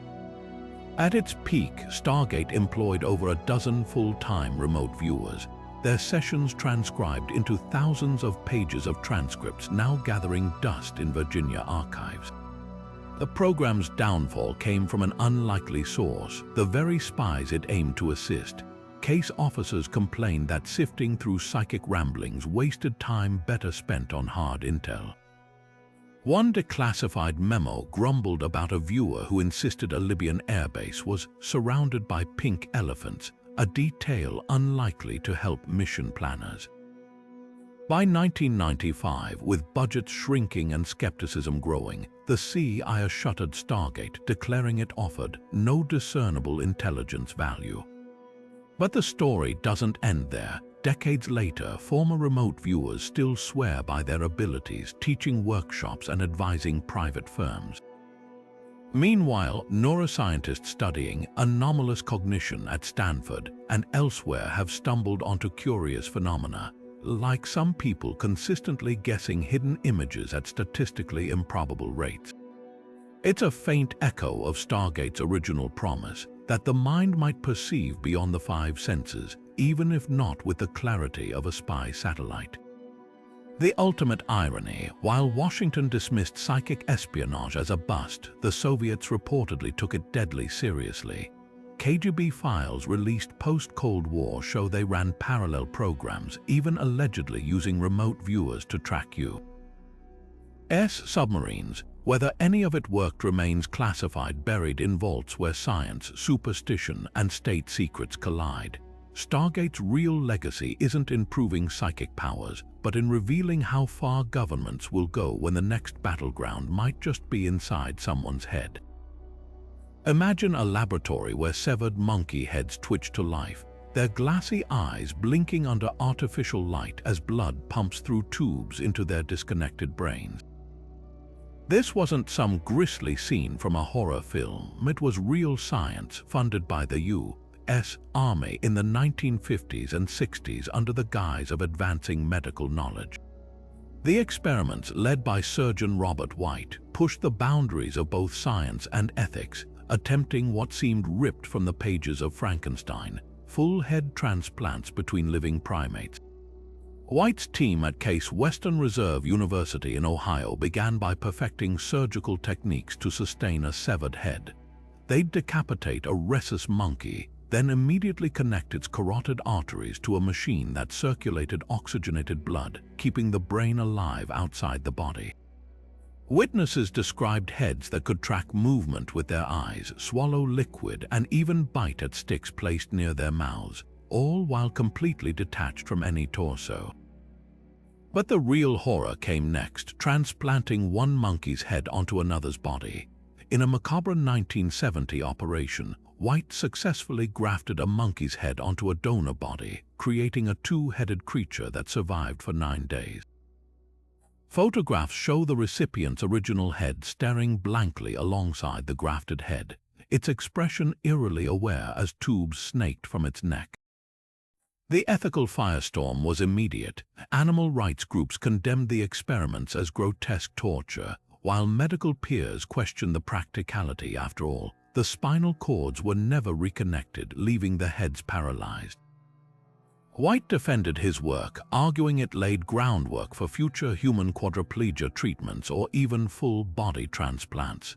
The brain is the essence of the person, he insisted, suggesting a head could theoretically be transplanted to a donor body and retain its identity.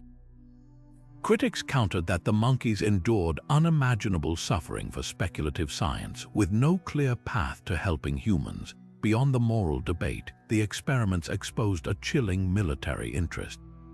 Declassified documents reveal Army funding flowed not just for medical research, but to study battlefield applications, like preserving fatally wounded soldiers' brains for interrogation. One memo speculated about cognitive survival in decapitated heads, pondering whether intelligence could be extracted from severed brains. The Cold War's paranoia had birthed a literal living nightmare, the idea that consciousness could be harvested like a commodity. What makes these experiments uniquely disturbing isn't just the surgical theatrics, it's the philosophical abyss they forced open. If a head could be kept alive artificially, did that constitute life? If transplanted, would the brain retain memories, or would the trauma erase identity? White himself wrestled with these questions, later calling head transplants a metaphysical impossibility, despite his own role in attempting them. The legacy here is more cautionary than medical. While White's techniques influenced modern neurosurgery, his head transplants remain a dark footnote, a reminder of how easily scientific ambition can outpace compassion. Today, the notion of human head transplants still surfaces occasionally, with eccentric surgeons claiming imminent breakthroughs. But the monkey experiments stand as a warning. Just because we can keep a head alive doesn't mean we should, especially when the line between groundbreaking science and ethical horror grows thinner with every cut of the scalpel.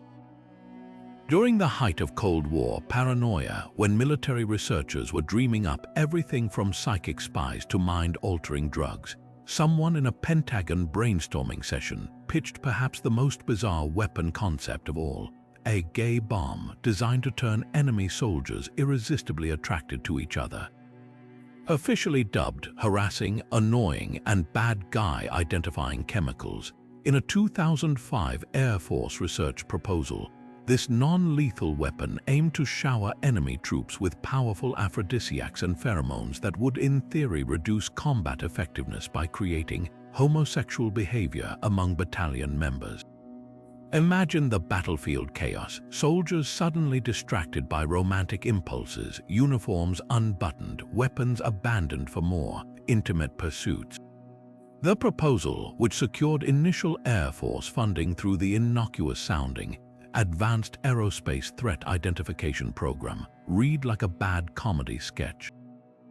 Researchers suggested the bomb could contain chemicals that caused temporary homosexuality, alongside other absurd options like spraying enemies with strong human body odor to create mass disgust. The underlying logic was painfully reductive. If you can't beat the enemy, try to turn their own biology against them through the power of awkward sexual tension. The document even included a crude illustration of the proposed delivery system, looking like something between a crop duster and a high school health class diagram.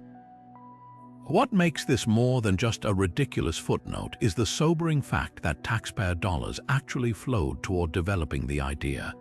While the gay bomb never progressed beyond theoretical brainstorming, its existence reveals the military's willingness to consider literally any advantage, no matter how scientifically dubious or ethically questionable. The premise itself was deeply flawed on multiple levels. Modern science has yet to identify any gay pheromone that could reliably alter sexual orientation, making the entire concept more fantasy than biochemistry. Even if such compounds existed, the notion that combat-trained soldiers would drop their weapons mid-battle to pursue romantic encounters strains credulity past the breaking point. The gay bomb's legacy lies in what it says about military desperation and the absurd lengths institutions will go when freed from public scrutiny.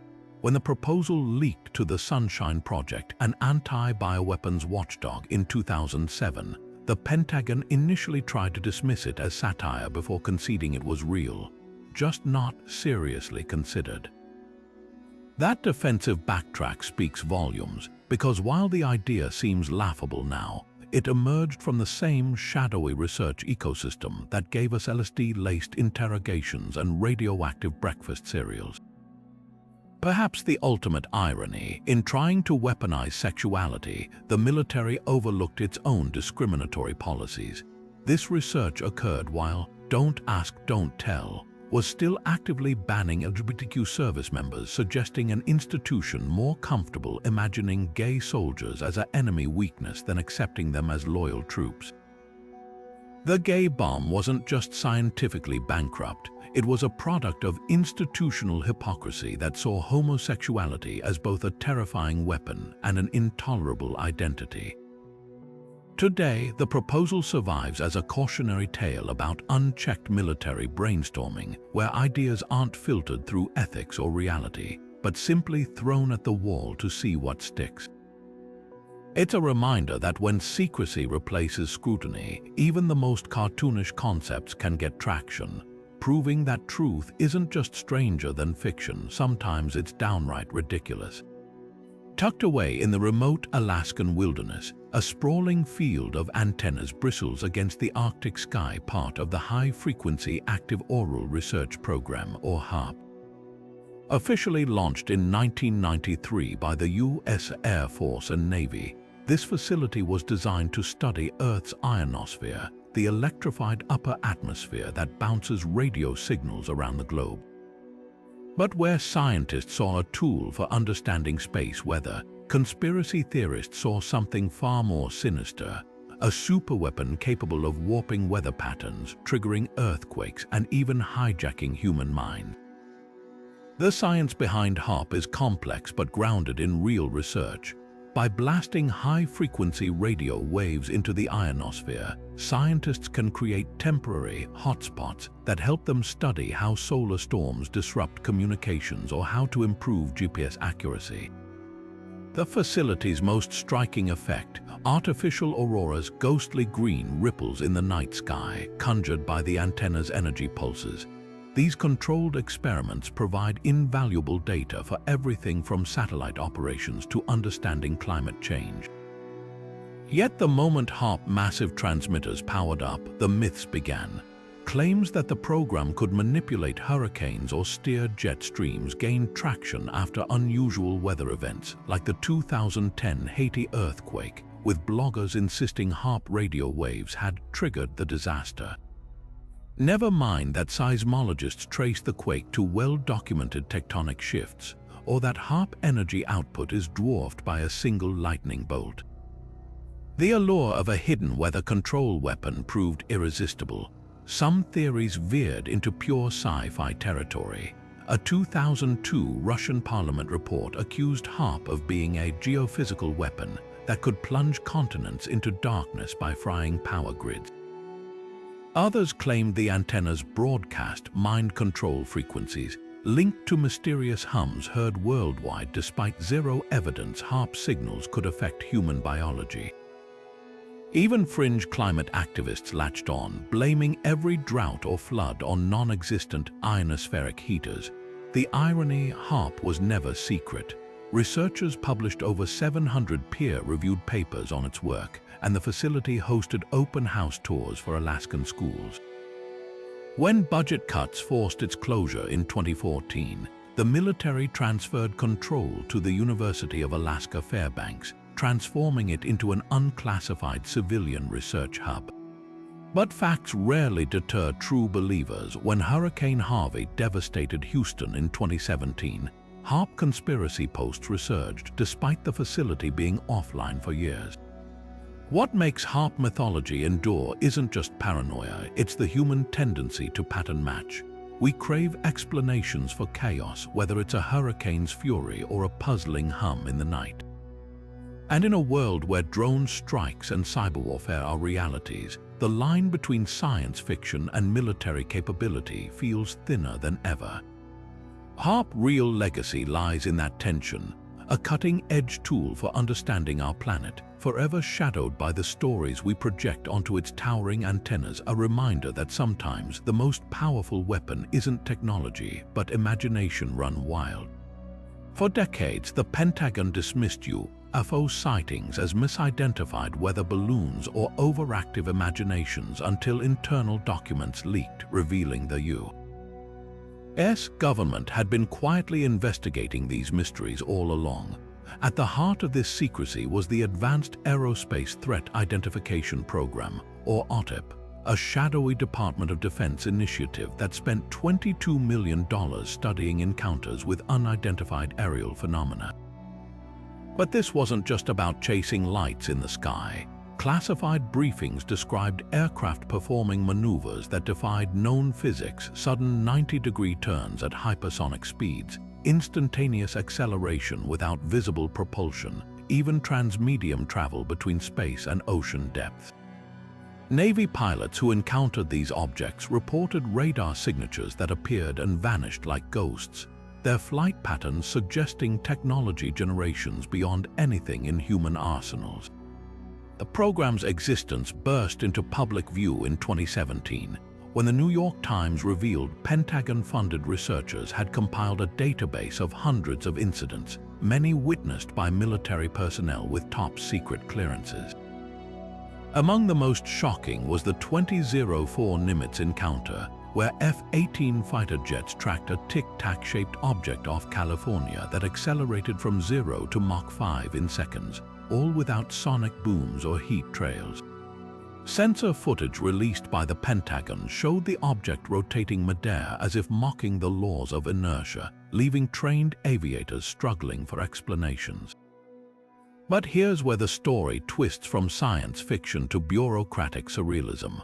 While OTIP findings hinted at technologies that could revolutionize energy and transportation, the government's response oscillated between fascination and institutional indifference.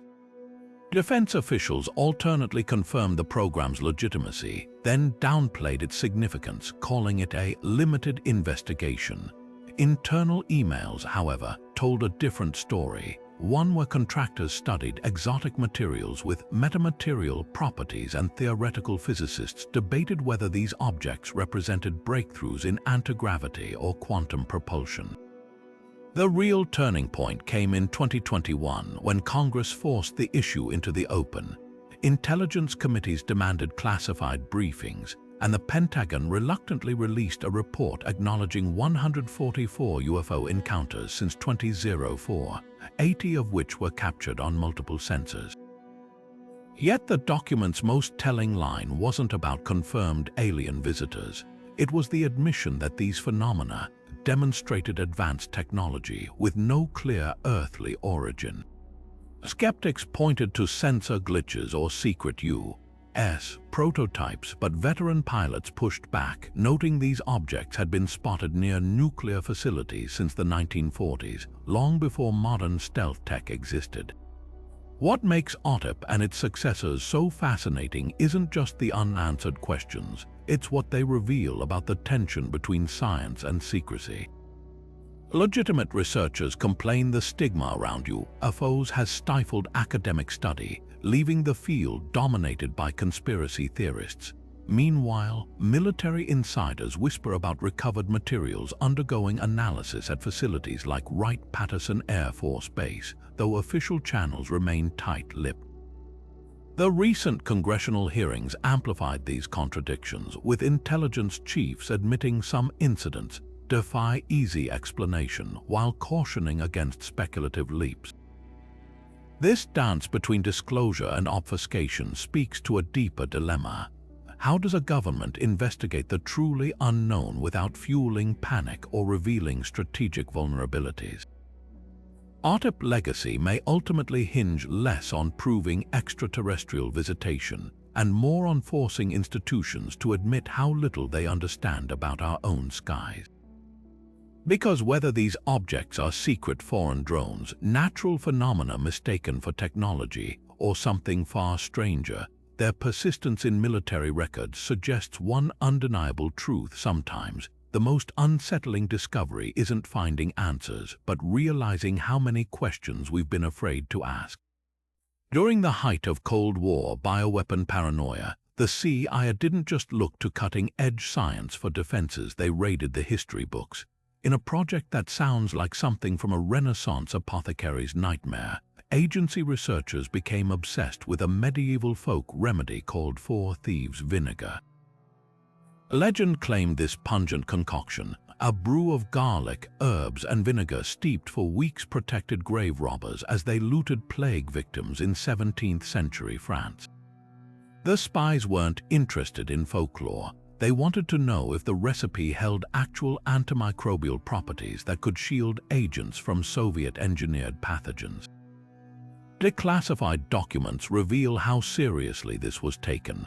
Scientists at Fort Detrick, the Army's biowarfare lab, meticulously recreated the vinegar using 16th century methods, then tested it against modern biological agents.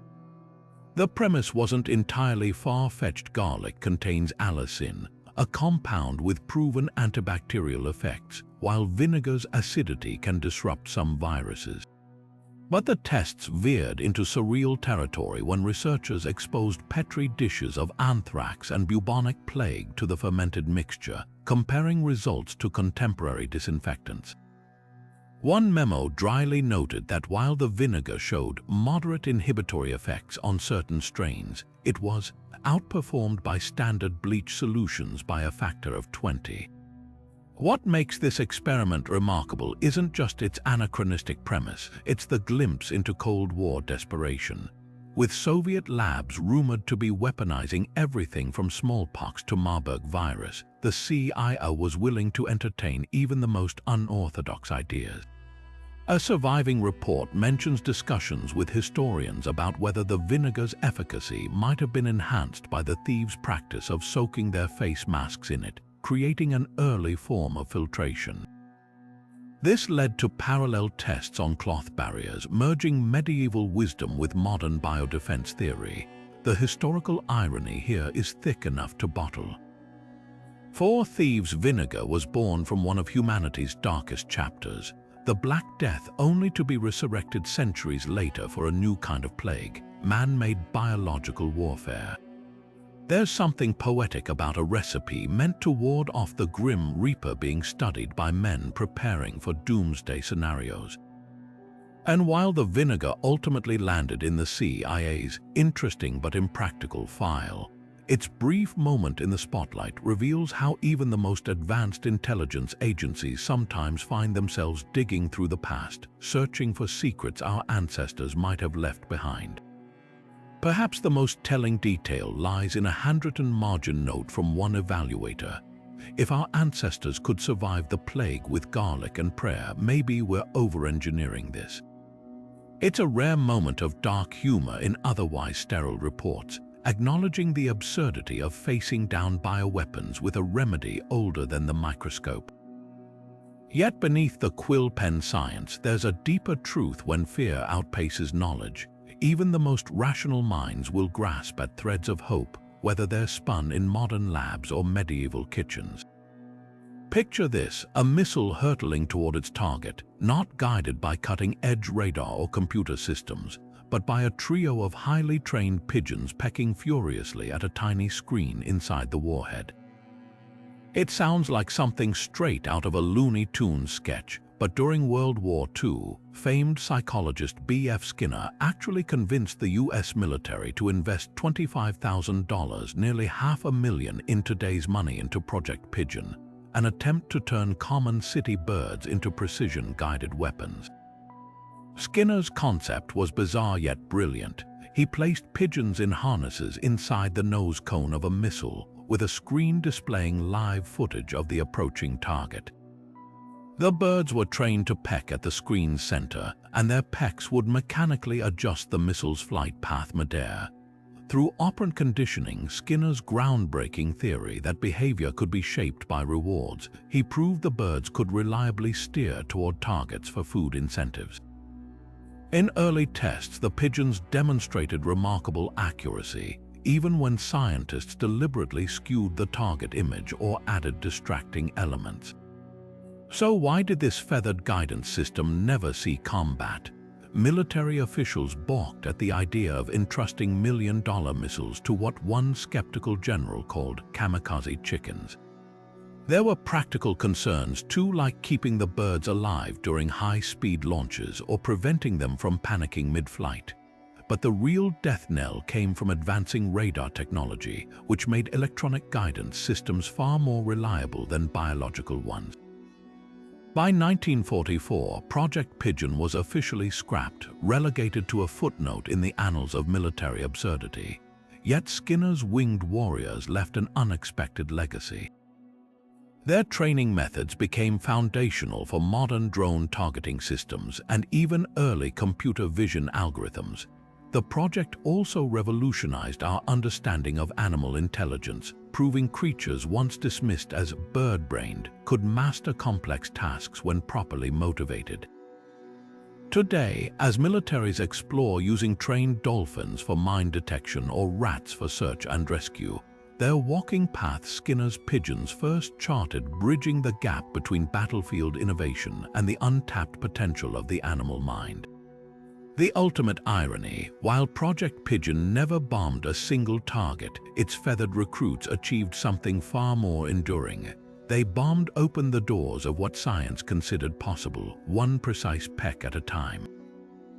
By the darkest days of World War II, Allied forces were willing to consider almost any tactic to sabotage Nazi operations, even if it involved strapping explosives to rodents. Enter one of history's most bizarre undeployed weapons, the exploding rat. Conceived in 1941 by British Special Operations executive scientists, the plan was as simple as it was absurd. Agents would stuff hollowed-out rat carcasses with plastic explosives, then strategically place them near German coal bunkers and factory boilers. The idea: When unsuspecting workers tossed these stray pests into furnaces, the resulting detonation would cripple industrial infrastructure. The science behind this macabre scheme revealed unexpected ingenuity. Real rats were chosen over artificial decoys precisely because their organic composition wouldn't trigger suspicion, a stroke of psychological warfare brilliance. Cadaver handlers preserved the rodents with just enough flexibility to feel lifelike when handled, while chemists developed explosive compounds that could withstand furnace temperatures until reaching critical ignition points. Early tests reportedly showed promise, with controlled blasts from rat-sized charges capable of collapsing brick furnace linings, but reality intervened before any rodents could be deployed. The first shipment of explosive rats was intercepted by German forces in 1943, giving the Nazis an unexpected propaganda windfall. Rather than conceal the discovery, Hitler's officials proudly displayed the rats as evidence of Allied degeneracy, inadvertently proving the concept's psychological impact. British commanders quietly shelved the program, fearing compromised operational security outweighed potential tactical benefits. What elevates this tale beyond mere wartime oddity is the glimpse it offers into the era's desperate innovation. The same London labs developing exploding rodents also birthed cigarette-shaped bombs and coal-shaped charges, each reflecting a profound understanding of human behavior. The rat plan failed not because it was technically flawed, but because it underestimated how proudly fascist regimes would showcase apparent victimhood. That miscalculation aside, the core premise, weaponizing routine human actions, would later inspire everything from Viet Cong trap design to modern drone camouflage techniques. The exploding rat's legacy lives on in military academies as a case study in asymmetric creativity. Their brief existence forces us to confront an unsettling truth. The line between genius and madness in wartime often comes down not to feasibility, but to who gets caught first.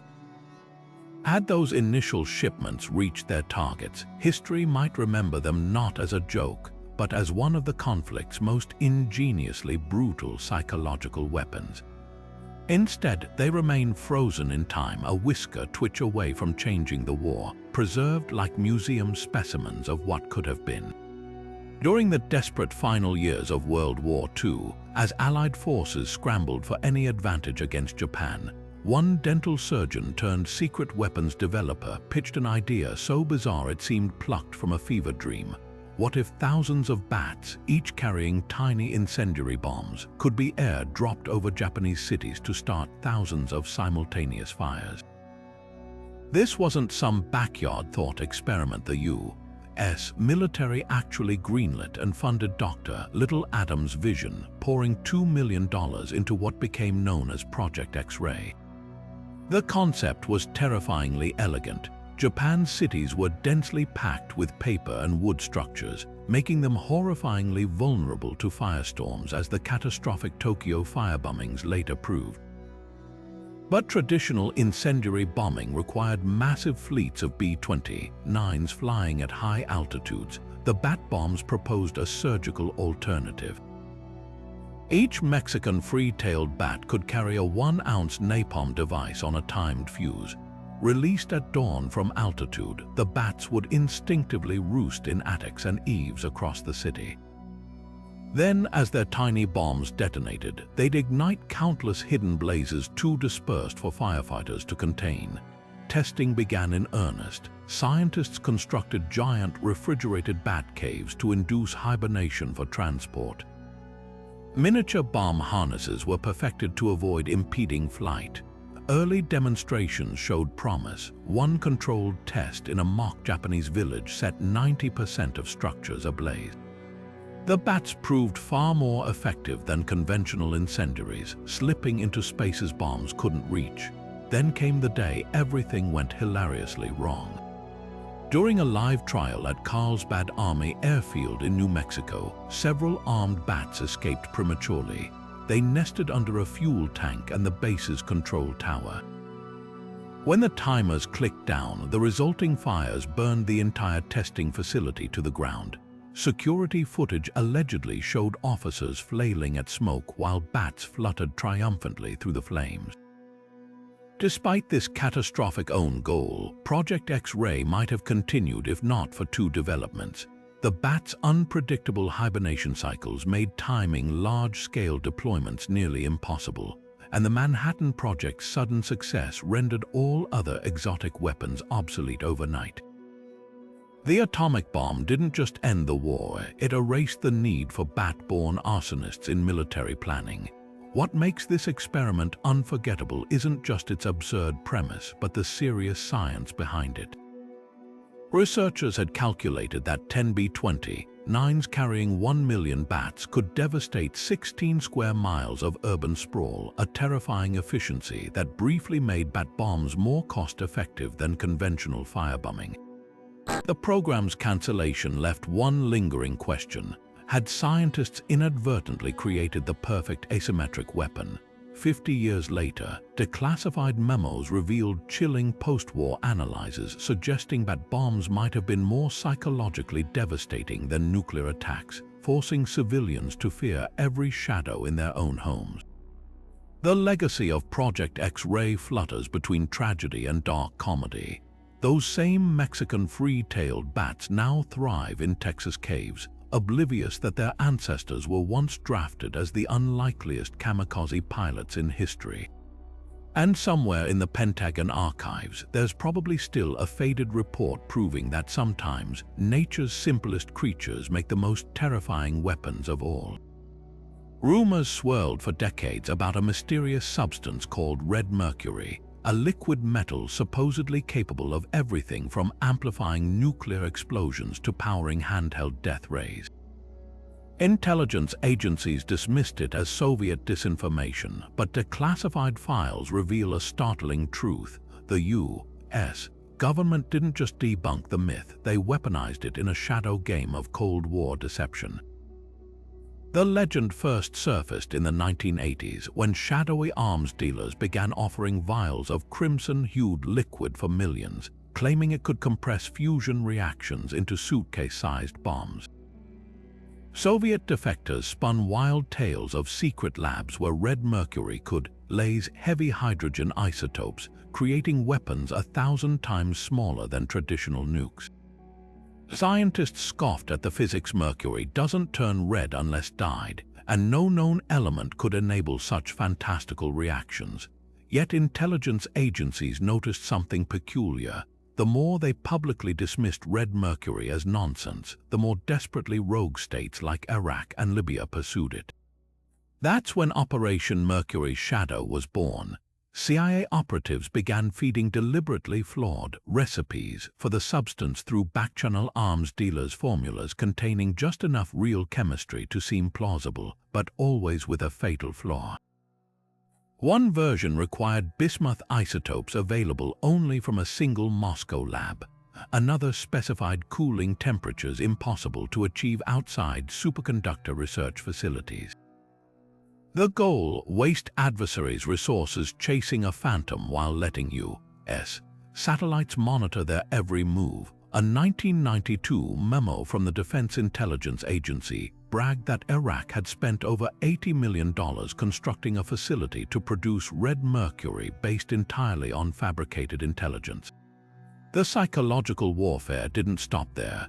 When Russian scientists actually managed to create a mercury antimony oxide compound with a reddish tint in the 90s purely as a lab curiosity, U.S. analysts quietly encouraged media stories exaggerating its properties. Suddenly, red mercury was back in headlines, sparking panic in European capitals about terrorists obtaining the next generation of nukes.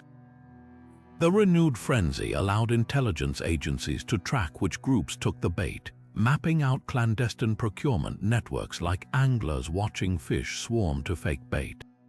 Red mercury's legacy endures not as a scientific breakthrough, but as a case study in how myths can become weapons.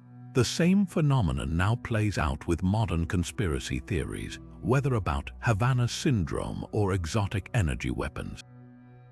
The government's dilemma remains unchanged: debunk too forcefully, and you risk validating the myth by the sheer volume of denial. Stay silent, and paranoia grows unchecked. In the end, red mercury wasn't a substance at all. It was a mirror held up to the Cold War's darkest truth. Sometimes the most powerful weapon isn't what's real, but what people are desperate enough to believe. From radioactive breakfast cereals to mind-controlling dolphins, from psychic spies to exploding bats, what unites these 31 jaw-dropping experiments isn't just their absurdity, but the chilling fact that they really happened. Each one exposes a juncture where unchecked curiosity, Cold War paranoia, or bureaucratic indifference turned human lives, and sometimes animals, into mere data points. Whether it was the Tuskegee Syphilis Study's 40-year betrayal or the CIA's doomed pigeon-guided missiles, these projects blurred the line between science and exploitation, often with taxpayer dollars funding the madness. Some verge on dark comedy, like the military's attempt to weaponize gay pheromones or the time they strapped tiny bombs to bats and accidentally burned down their own test facility. Others feel ripped from dystopian fiction: plutonium injected into unsuspecting patients, children fed radioactive oatmeal, entire cities dusted with toxic particles without warning. And then there are the ones that still haunt us today, like MK Ultra's mind control trials or the deliberate poisoning of Marshall Islanders, leaving legacies of trauma and mistrust that span generations. These experiments did more than push ethical boundaries. They shattered public trust in institutions meant to protect people. Every declassified document, every belated apology, every cancer cluster traced back to a covert test reinforces the same uncomfortable truth. When governments operate in shadows, the line between national security and human rights can vanish overnight. Yet buried in this history is an odd tension between the ludicrous Acoustic Kitty's doomed spy cats and the legitimately terrifying Edgewood Arsenal's chemical torture of soldiers. It's a reminder that absurdity and horror often share the same file cabinet, stamped top secret. So what's the takeaway? Maybe it's that science without ethics is just weaponized curiosity. Or that secrecy, no matter how well-intentioned, corrodes accountability. Or perhaps it's simpler: history's wildest experiments deserve our attention not just for their shock value, but because they reveal how easily power can lose its moral compass and why vigilance matters. Now over to you. Which of these 31 experiments left you speechless? Was it the government's flirtation with psychic espionage, or the day they turned San Francisco into a biowarfare test site? Drop your vote in the comments below, and if you're craving more deep dives into history's hidden corners, hit subscribe, because trust us, the rabbit hole of government secrecy, it only gets weirder from here.